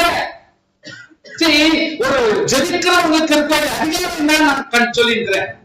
ஒரு சோதனை பண்ணி கர்த்தருக்கென்று வாழ்கிற ஜனங்களுக்கு எப்படின்னா, என் குடும்பம் ஆறுதலா இருக்க வேண்டும், என் குடும்பம் ஜெபிக்க வேண்டும், என் குடும்பம் சமாதானமா இருக்க வேண்டும், அல்லேலூயா, என் குடும்பம் ஆதரவா இருக்க வேண்டும், எந்த பிரச்சனையும் இல்லாம ஒருத்தருக்கு ஒருத்தர் சண்டைப்படாம சகோதர சகோதரி ஒருத்தருக்கு ஒருத்தர் கம்யூனல் ப்ராப்ளம் இல்லாதபடி குவைட்டா அமைதியா இருக்கணும். அதான் இஸ்ரவேல் ஜனங்கள் அப்படின்னு ஒரு நிலைமை இருக்கணும். நம்முடைய குடும்பத்தில் இப்படிதான் இருக்கணும்னு சொல்லிட்டு ஒரு கோட்பாடை நிலவு பண்றாங்க பாருங்க. அவங்கள வச்சுதான் கர்த்தர் பெரிய கருத்து செய்யும். பிள்ளைங்களுக்கு சேர்ந்து நம்மளும் சேர்ந்து கத்துறது இல்லை. குடும்பத்தில் நடக்கிற சண்டைக்கு நேராக நம்மளும் சேர்ந்து பெரிய அமைதி பண்றது இல்ல. ஸ்ரீ சொல்றா, யோபு சொல்றா, விழுங்க வேண்டாம், அழிக்க வேண்டாம் என்ற ஆசை எனக்கு வெகு தூரம். நான் அப்படி இல்லை. நான் யார் தெரியுமா? தாவீதினுடைய தொண்டன். தெரிஞ்சுக்கலாம் விஷயம். யோவாபு யாரு? தாவீதினுடைய தொண்டன். நினைச்ச மாதிரி அவன் எதிர்றான், நினைச்ச மாதிரி கத்துறான், அவன் இஷ்டத்துக்கு கொலை பண்றான். இப்படி எல்லாம் பண்ணிருந்தா இவங்க எப்படி சும்மா விடுவேன் அப்படின்னு இவன் சைட்ல கரெக்டா பண்ண ஆரம்பிச்சிட்டான். அதான் அந்த ஸ்ரீ கேட்கிறா, நம்முடைய கிறிஸ்தவர்கள் என்ன இஸ்ரவேல் ஜனங்கள் அதுக்கு மேலே என்னது? இஸ்ரவேல் ஜனங்கள் அவங்களோட கரெக்ட்னஸ் என்ன, அவங்களோட ஜபம், அவங்களோட ஆதரவு என்ன கோட்பாடு, இதெல்லாம் புரியாம நீ இஷ்டத்துக்கு இதை பண்ற அதை பண்ற ஜவுரை உடைக்கிற அப்படின்னா என்ன அர்த்தம்? அவன் சொல்றான், காரியம் அப்படி அல்ல அம்மடி, அம்மணி கதை இது இல்ல, நான் சொல்றதான் கதை. என்ன கதை? காரியம் அப்படி அல்ல. பிக்ரியின் குமாரனாகிய சேவா என்னும் பேருள்ள எப்ராஹிம் பர்வதத்தானாய் இருக்கிற ஒரு மனுஷன் ராஜாவாகிய தாவீதுக்கு விரோதமாக தன் கையை ஓங்கினான். இப்ப கையை ஓங்குறவன் நாளைக்கு தாவீதை கொலை பண்ண மாட்டான், என்ன கேரண்டி? இவன் ஓங்கி நாளைக்கு தாவீது கொலை பண்றதுக்குள்ளாக நான் இந்த இஸ்ரவேல் மத்தியில அமைதியும் ஆதரவும் வர வைக்கணும்னா நான் கொஞ்சம் கவனா பண்ணாதான் ஆகும் இவன் எழும்புறான். ஆனா அந்த ஸ்திரீ அப்படி அல்ல, அமைதிக்கு காரணமாய் மாற்றணும்ன்றா. சோ அமைதி கூட்டம் ஒண்ணு, தாவீது கூட்டமா இது கூட. ஆனா ரெண்டும் தாவீது கூட்டமா இருந்தாலும் இவன் போற மெத்தடாலஜி வேற, இவன் இந்த அம்மா போற மெத்தடாலஜி வேற. கடைசி எப்படி சால்வ் பண்றாங்க அந்த அம்மான்றதுதான் இதுல ரொம்ப முக்கியம். அவனை மாத்திரம் ஒப்புக்கொடுங்கள், என்கிட்ட மாத்திரம் என்கிட்ட ஒப்புக்கொடுங்கள், வேற எதை பத்தி நீங்க கவலைப்படாதீங்க, அப்பொழுது பட்டணத்தை விட்டு போவேன் என்றான். அதற்கு அந்த ஸ்திரீ யோவாபை பார்த்து, இதோ அவன் தலை மதிலின் மேலிருந்து உம்மிடத்தில் போடப்படும், காம்பவுண்ட் விட்டு நீ வெளியே போடு, காம்பவுண்டுக்குள்ள நீங்க நிக்காதீங்க, இருங்க. கலாட்டா பண்றவங்க யாரும் உள்ள இருக்கும், போராட்டம் பண்றவங்க யாரும் இருக்கக்கூடாது, பிரச்சனை பண்றவங்க இருக்கக்கூடாது. உனக்கு சேவையாக தலைவரை வேணும், மதில் இருந்து கீழே நான் உசுரடிப்போம், நீ எடுத்துக்கோ. அவன் தலைதானே வேணும், நான் கொடுக்குறான். ஆனா இங்க எந்த ஒரு குச் மூச்சு சவுண்ட் வரக்கூடாது. அவள் ஜனங்களிடத்தில் போய், அந்த அம்மா ஜனங்கிட்ட போய் புத்தியாய் பேசினதினால், ஸ்தோத்திரம், சுவாசியே புத்தியாய் பேச, புத்தியாய் பேச தெரியும். அல்லேலூயா. நமக்கெல்லாம் புத்தியாய் பேச தெரியும். புத்தியாய் பேசினால் அப்போ அவர்கள் பிக்ரியின் குமாரனாகிய சேபாவின் தலையை வெட்டி யோவாபினிடத்தில் போட்டார்கள். ஸ்தோத்திரம். காம்பவுண்டுக்கு வெளியில இருக்கிற யோவாவிடத்தில் போட்டார்கள். அப்பொழுது எக்காலம் ஊதினான். இனிமேல் யாரும் சண்டை போடக்கூடாது, எல்லாம் அமைதியாகணும், நோ வார். இங்க வந்து வார் பிரச்சனை ஏதோ கிடையாது, எல்லாம் அமைதியாகணும்னு சொன்னா அவரவர் பட்டணத்தை விட்டு கலைந்து தங்கள் கூடாரங்களுக்கு புறப்பட்டு போனார்கள். யோவாபு ராஜாவுக்கு போகும்படி எருசலேமுக்கு திரும்பினார். அல்லேலூயா. So there is internal problem. உள்ளுக்குள்ளவே இருக்கிற ப்ராப்ளம் இருக்கும். சகோதர சகோதரருக்கே பிரச்சனை, சிஸ்டர் சிஸ்டருக்கே பிரச்சனை, பிரதர் பிரதருக்கே பிரச்சனை, விசுவாசி விசுவாசிக்கே கொண்டா, அதாவது சண்டை போட்டு இருக்கிறது, பொறாமையா இருக்கிறது. This is communal problem. இருக்கக்கூடாது. ஆண்டவராகிய கர்த்தர் பெரியவர், அவருக்கு கீழ்ப்படியும், ராஜாவுக்கு கீழ்ப்படிய வேண்டும். சோ விசுவாசிகளே, நான் என்ன சொல்ல வர்றேன் புரிஞ்சுக்கோங்க. ஆண்டவராகிய கர்த்தர் இப்படிப்பட்ட ஒரு ராஜாவா இருந்தாலும், தாவீது ராஜாவினுடைய லீடர்ஷிப்ல கூட இப்படிப்பட்ட உள்ளுக்குள்ளவே தாம் பிள்ளைங்களுக்குள்ளவே இப்படிப்பட்ட ஒரு பிரச்சனை இருக்குதுன்னா எவ்வளவு பெரிய இக்கட்டு. இவன் போய் தாவீது போய் சொன்னா ஒருத்தன் கார்த்திப்பின்னு போறான், ஒருத்தன் கார்த்திப்பிட்டு போறான். இவனுக்கு ஷேம் ஆகுது. ராஜாவே எதிரில கார்த்திப்பின்னே போறான். ராஜா வந்து எவ்வளவு நேரம் ஆட்சி சாவடிக்கிறதுக்கு, ஆனால் அது தப்பா போயிடுமேன்னு ராஜா வாய் முடின்னு சும்மாக்குறான். ஒருத்தன் கேலி பண்ணிட்டு போறான், சபிச்சுட்டு போறான் ஒருத்தன். This is all very great problem. அதாவது ஒரு விஸ்தாரமா நல்ல பெரியவா ஆளா இருக்கிறதுக்கு பதிலா இப்படி ஒரு இக்கட்டான சூழ்நிலையில ராஜாவா நடிக்கிறது ரொம்ப கஷ்டம். சாலமோனு கர்த்தர் அற்புதமா ஆசீர்வதிச்சார். ஏன்னா கம்ப்ளீட் 100% ஆண்டவர் சாலமோன் அவர் கையில அத்தாரிட்டி எடுத்துக்கினார், டோட்டலாவே அத்தாரிட்டி எடுத்துக்கினாரு. 1% கூட சாலமோன் வேலை செய்யறது கர்த்தர் உடனே தத்து பிள்ளை மாதிரி ஆண்டவர் அவனுக்கு உலகத்துல இருக்கிற எல்லா நாடுகள் இந்த சமாச்சாரமும் அங்க வந்து சேர்ந்துச்சு. எல்லா அழகான பொம்பளைங்க எல்லாம் உலகத்துல இருக்கிற எல்லாரும் சேர்ச்சு. அதான் 1000 100 அவன் சேர்ந்துச்சாங்க. சோ அவனை ஒரு தத்து பிள்ளையா கர்த்தர் வச்சுட்டார், சுதந்திரம் பண்ணுவன வச்சார். ஆனா தாவீதுக்கு அப்படி இல்லை. ஆல்வேஸ் போராட்டம் போராட்டம் போராட்டம் போராட்டம். இன்றைக்கு நம்ம லைஃப்க்கு அவன் ரொம்ப பொருத்தமானது. தாவீது வந்து நம்ம லைஃப்க்கு போராட்டமே. யோசிக்க முடியல, எனக்கு அவனோட லைஃப் யோசிக்க முடியல. ஆர்கனைஸ் பண்ணி அவனுக்கு ஒரு சீரா ஒரு கல்யாணம்னு சொல்லிட்டு லீகலா நடக்கல. வேதனைக்குரியது. ஆனால் இன்றைக்கு கூட ஆண்டவர் அவனை இஷ்டப்படுறார். ஸ்தோத்திரம் ஸ்தோத்திரம் ஹல்லேலூயா. அவனுடைய கேரக்டர் கர்த்தர் இஷ்டப்படுறார். இன்னைக்கு பைபிள்ல நீங்க எங்கன்னா ஆராய்ச்சி பண்ணுங்க, தாவீதுனுடைய கேரக்டர் நமக்கு எப்பவுமே ஹெல்ப்ஃபுல்லா. தாவீது வந்து இன்னொருத்தர் ஓபன் பினிஷ் ஆனதும் மற்றவனானதும் அப்படிப்பட்ட ஒரு மனைவியில தான் அவனா சேர்த்து வச்சுக்கின்னு வாழ்ந்துட்டான். கட்சி வரைக்கும் அவனுக்கு ஆண்டவர் சொல்றாரு, ஒரு தப்பு பண்றப்ப கூட ஆண்டவர் கேட்கிறாரு, டேய் ஏன்டா நீ தப்பு பண்ண, உனக்கு வேணும்னு எவ்வளவு மனைவி வேணும்னா கூட நான் கொடுத்துருப்பேன், நீ ஏன்டா தப்பு பண்றேன்னு கேட்கிறேன். ராஜாக்களுடைய வம்சத்தில் பிரகாரம் கேட்கிறார். ஆனா தாவீது கர்த்தருக்கு ஏற்ற ஒரு நல்ல மனுஷனாக வாழ்ந்தார். ஆல்வேஸ் ஒரு போராடி, எப்பவுமே போராடி வெளியே சொல்ல முடியாம ஒரு போராட்டம் மேற்கொண்ட ஒரு மனுஷனாகவே வாழ்ந்தான். இன்றைக்கு நம்முடைய வாழ்க்கையில கூட தினம் தினம் நமக்கு ஒரு போராட்டம் தான். தினம் தினம் ஏதோ ஒரு சங்கடம் தான், ஏதோ யார் மூலியமாவோ ஏதோ ஒரு இக்கட்டு தான் நம்மளுடைய வாழ்க்கையில சந்திச்சுன்னு தான் இருக்கிறோம். ஆனால் நல்ல கவனிங்க, நீ கர்த்தருக்கு உண்மையா இருந்தால் உனக்காக போராடுகிற ஒரு நல்ல ஸ்திரீ இருப்பாங்க, உனக்காக போராடுகிற ஒரு யோகோ இருந்தே இருப்பாங்க. உனக்கு கம்யூனல் ப்ராப்ளம் உள்ளுக்குள்ள இருக்கிற இந்த ப்ராப்ளம் சால்வ் பண்ணக்கூடிய ஆட்கள் அங்க இருந்தே இருப்பாங்க. தேவன் பெரிய காரியங்களை செய்வாராக. இதோட முடிக்கிறேன் நானே. there is a lady called உல்தா. கர்த்தர் அவர்களை கொண்டு பெரிய காரியங்களை செய்வார். ஒரு இது பெரிச்சம் பழம் தோட்டம் வச்சிருக்காங்க. அந்த மரத்துங்களுக்கு உள்ளவே ஒரு வீட்டை கட்டிக்கின்னு வாழ்ந்த அம்மா தான் புல்தா. கர்த்தர் அவங்களை கொண்டு ராஜா அந்த அம்மா வர வச்சு அம்மா ஹுல்தாம்மா வா வா, கர்த்தர் என்ன சொல்றாரு சொல்லு ஜனங்களுக்குன்னு சொல்லிட்டு யாரும் கூப்பிடாத ஒரு காலகட்டத்துல ஹுல்தா அப்படின்றவங்கள போயிட்டு பரிவாரங்களோட கூப்பிட்டு வைக்கிறான். பேரிச்சப்படும் மழம் கீழே ஒரு குடிசை போட்டு வாழ்ற ஒரு பரிசுத்தமான ஒரு அம்மா கர்த்தர் அறிவார். இன்றைக்கு வந்தவன்னு சொல்றா, நீங்க இப்ப புதையில கிடைச்சுதானே ஒரு புத்தக சுருள் உங்க கையில கிடைச்சிருக்குதே, அதுல ஆண்டவர் எப்படி வாழணும்னு சொல்லிட்டு ரூல்ஸ் அண்ட் ரெகுலேஷன் போட்டிருக்கிறார். That is what that Bible.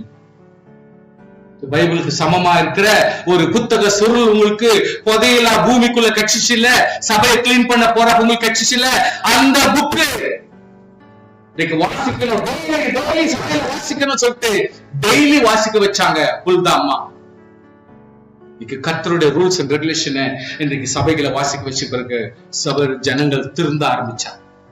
அது வரைக்கும் இந்த வாசிக்க வச்சாதான் அவங்களுக்கு அறிவு தெரியும். ஓ இப்படி சொல்றாரா ஆண்டவர், இப்படி சொல்றாரா சொல்லுன்னா அவங்களுக்கு எப்படி புரியும். புல்தா அப்படிப்பட்ட ஒரு காரியத்தை சொல்லி எல்லாரும் ஜனங்க அவ்வளவு ஒழுக்கமா வாழ்றாங்க. கர்த்தர் ஒரு இடத்துல சொல்றாரு, எரேமியா கிட்ட சொல்றாரு, வேலி உமன், அதாவது அவங்க என்னன்றாங்க, புலம்பல் காரியங்களை வரவழைத்து அதுல பழகின ஸ்திரீகளை கூப்பிடுங்கள் புலம்புறதுக்கு. இல்லையா ஜனங்க இப்படிப்பட்ட தப்பு பண்ணிட்டாங்களே, எங்க ஆண்டவராகிய கர்த்தர் பெரிய காரியங்களை செய்வாரே, நன்மையானது கொடுக்கிற கர்த்தரா இருக்கிறது,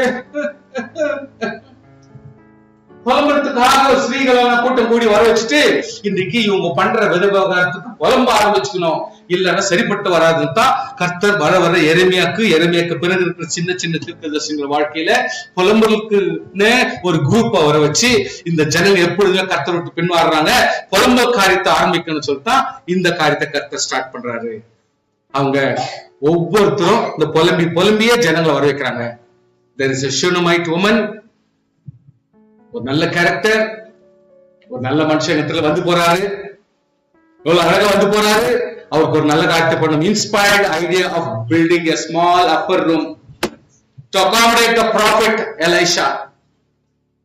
Her perception, அவங்களுடைய தொலைநோக்க பார்வை, அவருடைய இனிஷியேட்டிவ் என்ன செய்யலாம் இந்த ஊழியக்காரருக்காக, அவருடைய ஜெனராசிட்டி எதற்கொண்டு அவருக்கு உதவியாக செய்யலாம். ஸ்பிரிச்சுவல் இன்சைட், ஒரு ஆவிக்குரிய ஆசீர்வாதம், ஒரு ஆவிக்குரிய மனுஷனுக்கு நமக்கு எப்படிப்பட்ட ஒரு ஆவிக்குரிய ஆசீர்வாதம் கிடைக்கும் என்ற ஸ்பிரிச்சுவல் இன்சைட் மனசுல வச்சுக்கினேன் தான் வீட்டுக்கு மேலேயே உன்னதமான ஒரு வீடை கட்டி அந்த ஐயாவை வாழ விடுறாங்க. இதனால் வந்த ஒரு பெரிய ஆசீர்வாதம் என்ன, ஒரு ஃபைன் டே, பல வருஷங்களுக்கு பிறகு அவங்களுடைய மகன் திடீர்னு செத்து போன பிறகு எலியாங்க இல்ல, ஆனால் அந்த குழந்தையை, செத்து போன குழந்தையை மேல் மாடியில போய் அவனுடைய பெட்டு மேல படுக்க வச்சுட்டு தீர்க்கதரிசி கிட்ட போறாங்க. ஐயா குழந்தை வேணும்னு அவங்ககிட்ட கேட்டனா, எனக்கு இந்த பிரச்சனை இருக்குதுன்னு அவங்ககிட்ட கேட்டனா, நீ தானே சொல்லி எங்களுக்கு ஆசீர்வாதம் இருக்கும்னு சொல்லிட்டு இதை கொடுக்க சொல்லி கர்த்தர் எங்களுக்கு கொடுத்தாரே, இன்றைக்கு அந்த குழந்தை செத்து போயிட்டானே, எந்த நோவு இல்லை ஒண்ணு இல்லை, திடீர்னு செத்து போயிட்டானே, ஒரு பெரிய வேதனையை வர வச்சுட்டீரே. கேசி கிட்ட சொல்லி, கேசி அம்மா ரொம்ப வேதனைக்கிறாங்க, கூட்டுமா நான் போறேன் சீக்கிரம் சொல்லிட்டு மட கேசி ஸ்ட்ரெயிட்டா அந்த அம்மா இருக்கிற ஊருக்கு வந்து வீட்டு மேல பார்த்தா குழந்தை செத்து கிடக்குறான்.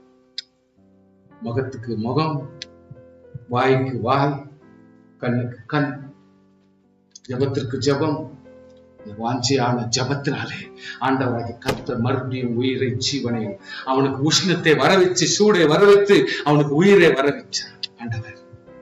ஸ்தோத்திரம் ஸ்தோத்திரம்.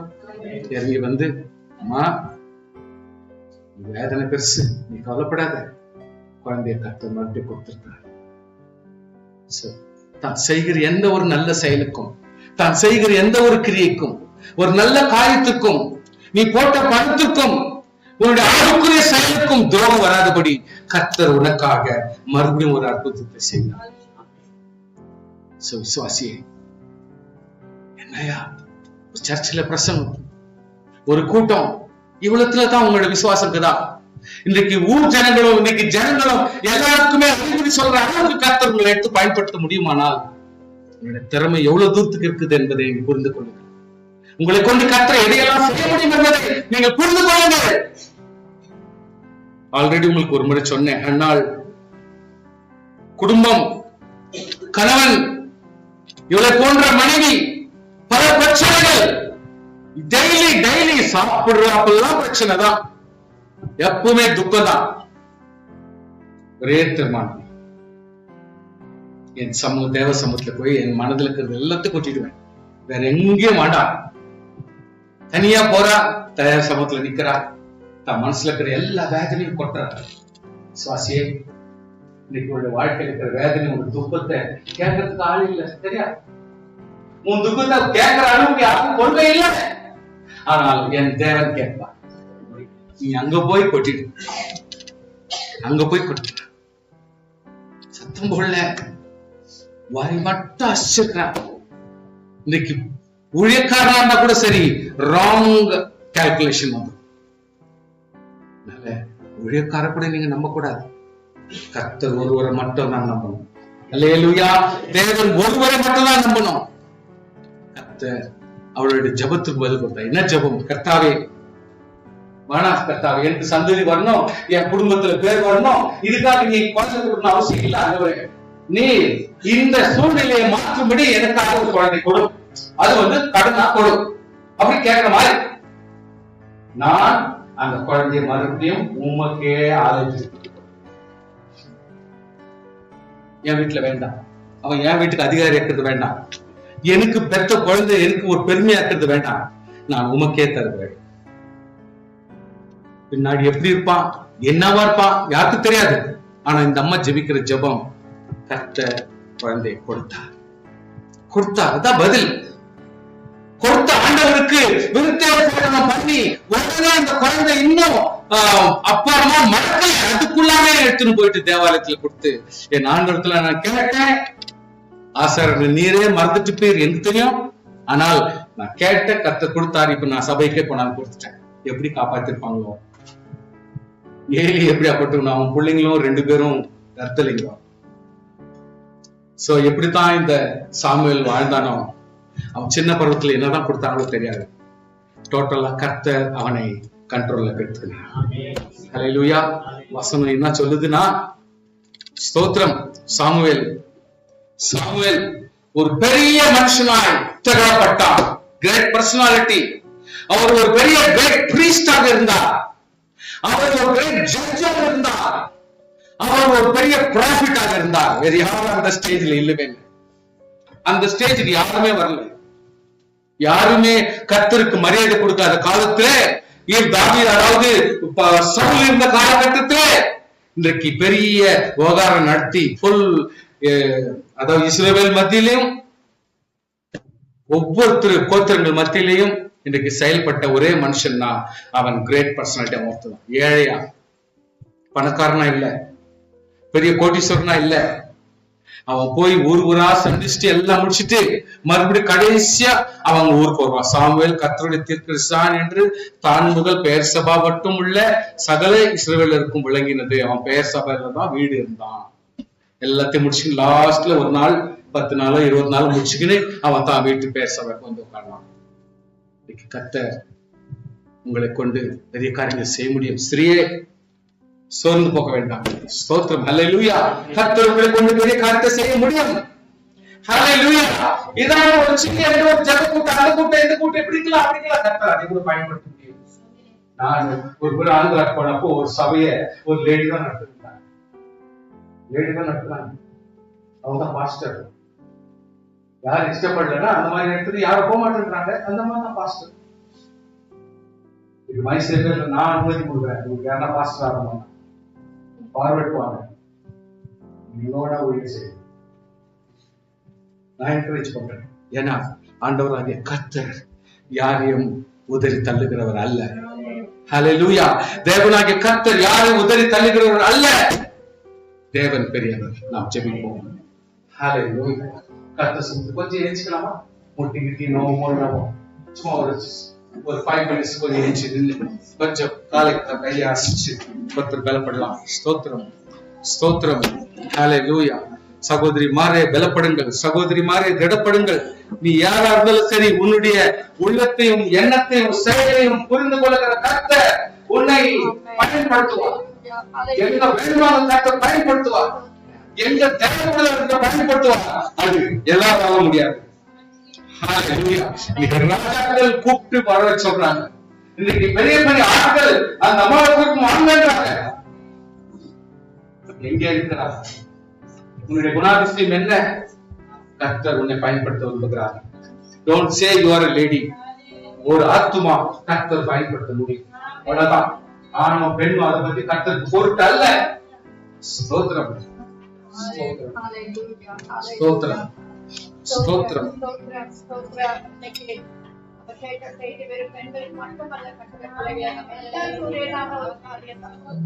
பெண்களையே கர்த்தரை பயன்படுத்த முடியுமானால் ஆட்களை கர்த்தர் இன்னும் எவ்வளவு தூரத்துக்கு பயன்படுத்த முடியும்? பெண்கள் பலவீனமான மாட்டை சொல்லி நம்ம அந்த ஒரு நெகட்டிவ் தாட்லயே இருக்கிறோம். என்னால முடியுமா, இத முடியுமா, எனக்கு படிப்பு இல்ல, எனக்கு தைரியம் இல்ல, எனக்கு இது இல்ல, அது இல்லன்னு சொல்லி நாம் சாக்கு போக்கு சொல்லிதான் பின்மாற்றத்துல இருக்கிறோம். ஆனா உண்மை உள்ளதான ஒரு ஸ்திரீ அவங்க, கர்த்தருக்கு பயப்படுகிற ஒரு ஸ்திரீ அவங்க, ஒரு அதாவது ஞானமுள்ள ஸ்திரீ. ஞானத்தின் பிரச்சனை படிப்பினால வருதில்ல, தேவ பிரபுத்த உண்மையா இருக்கும்போது கர்த்தர் நமக்கு ஞானத்தை கொடுக்கிறார். தெபோராளை போல இன்னைக்கு அநேக ஸ்திரீகளை பார்த்தோம். கர்த்தர் யாரை கொண்டு கர்த்தர் எதையும் செய்ய வல்லவராய் இருக்கிறார். உங்க ஜெபம் அவ்வளவு விசேஷமானது. நீங்க பேசுற பேச்சு அவ்வளவு அதிகாரம் உள்ளதா இருக்கணும்னா தேவனுக்கு உண்மையா இருப்போம், தேவனுக்கு பயபக்தியா இருப்போம். கர்த்தர் தான் நம்ம உள்ளத்தை பார்க்கிறார். பிரச்சனை கலப்ப வேண்டாம். எந்த அளவுக்கு பிரச்சனையை நம்ம அமுக்குமோ, அதாவது அதை அப்படியே ஒண்ணு இல்லாம பண்றதுக்கு நம்ம ட்ரை பண்ணும்போது கர்த்தர் அதில் மேலான காரியங்களை செய்வார். நம்ம என்ன செய்யணும்னா, ஒரு சின்ன பிரச்சனை வந்தா கூட அதை பெருசாக்கி அநேகருக்கு அது ஒரு பாரமாக மாற்றி விடுகிறோம். ஸ்பெஷலா பெண்கள் நம்ம வாயை அடக்கிட்டாலே போதும், பிரச்சனை எல்லாம் சால்வ் ஆயிடும்.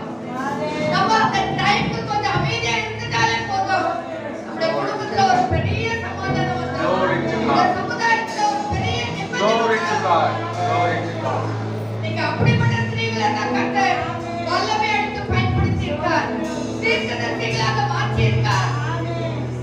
தேசத்துக்கு நேஷனுக்கே ஒரு தீர்க்கதரிசியாக போருக்கு போகக்கூடிய ஒரு தைரியம் உள்ள ஸ்திரீயாக, அந்த தைரியம் இல்ல அவங்களுக்கு, அவங்க ஒரு பெரிய தீர்க்கதரிசியாக, ஜெபிக்கிற ஒரு அம்மாவாக, அதாவது ஜெபம் சொல்லுவது கடமை கச்சனை அல்ல, தேவனுக்கு உண்மையாய் காத்திருக்கிற பிள்ளைகள், உண்மையாய் காத்திருக்கிற பிள்ளைகள் தன் மாம்ச இச்சைகள் எல்லாம் ஒடுக்குவார்கள், நாவை அடக்குவார்கள், அதே எனக்கு தாழ்மையா இருப்பார்கள், எதிர்த்து பேச மாட்டாங்க. கர்த்தருடைய பிள்ளைகள் எப்ப நம்ம அடங்கி ஒடுக்குறோமோ அப்பதான் நம்ம ஜெபத்துக்கு ஒரு வல்லமை வரும்.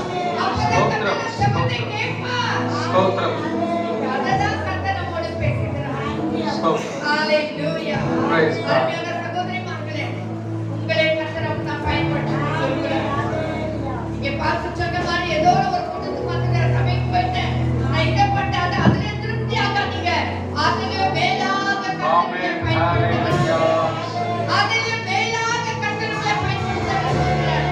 இதை பயன்படுத்துகிற இந்த காரியம்ல ஒரு சின்ன காரியம் தான். எதிர்பார்த்து நம்ம ஸ்திரீமார்கள் இன்னும் கொஞ்சம் கூட உண்மையா இருக்க கற்றுக்கொள்வோம். இன்னும் கொஞ்சம் கூட தேவசமூகத்துல தாழ்மையா இருக்க, இன்னும் கொஞ்சம் கூட குடும்பத்துல சோதர சமுதாயத்துல உண்மையா இருக்க கற்றுக்கொள்வோம். அதே போலதான் சகோதரர்களை கூட கர்த்தர் பயன்படுத்த விரும்புகிறார். அதை காட்டில மேலாக கர்த்தர் பயன்படுத்துகிறார். ஜெபிக்கிற ஒவ்வொருவரை கர்த்தர் அதிகாரமுள்ளவராய் மாற்றுகிறார்.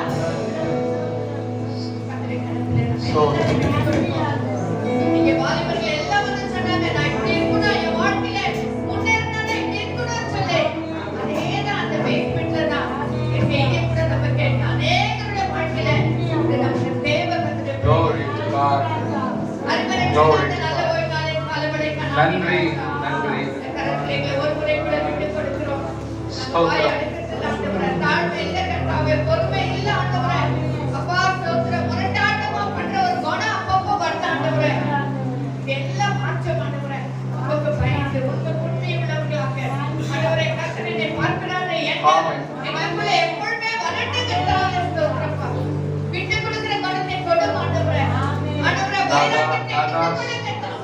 ஏசையா. மானசீகமான வைராக்கியத்தோட உலகத்தை கடத்த போற மாதிரி இருக்காங்க. அதை மாற்ற மாட்டவரே. நீங்க விட்டு கொடுக்காம எங்களை பார்த்திருந்தா இன்னைக்கு நாங்க என்னைக்கோ செத்து போயிருப்போம். ஆனா இந்த ஒரு விஷயம் மன்னிக்கட்டும், இந்த ஒரு விஷயம் விட்டு கொடுக்கலாம், இந்த ஒரு விஷயம் மன்னிக்கட்டும் எங்களுக்கு நீ பாராட்டுகிறேனே. எங்கள் மேல் இரக்கமா இருக்கிறீரே. ஆனால் நீங்களாக எங்களுக்குள்ள அப்படிப்பட்ட ஒரு எண்ணம் வரலையே ராஜா. மன்னிய சுவாமி, மன்னிய மாட்டவரே. எல்லாருக்குள்ள அப்படிப்பட்ட குணத்தை தார மாட்டவரே ராஜா. இரக்கத்தை கொடுக்காதவரே, விட்டு கொடுக்கிற குணத்தை கொடுங்க ஆண்டவரே. முற்றிலும் எங்கள் ராஜா படைக்கப்பட்ட காணிக்கை கட்டளை தர்மபாகத்தை நீர் ஆசீர்வதியும் ஆண்டவரே. அப்பா, நாங்கள் ஆசீர்வாதத்தை பெற்றுக்கொள்ள ஒரே ஒரு முறைதான் கொடுங்கள், அப்பொழுது கொடுக்கப்படும். நாங்கள் என்ன அதிகம் உபத்திரங்கள் கொடுக்கப்பட எங்களை உற்சாகப்படுத்தும். தைரியம் கொடுக்கிற ஒவ்வொரு ஆமென்.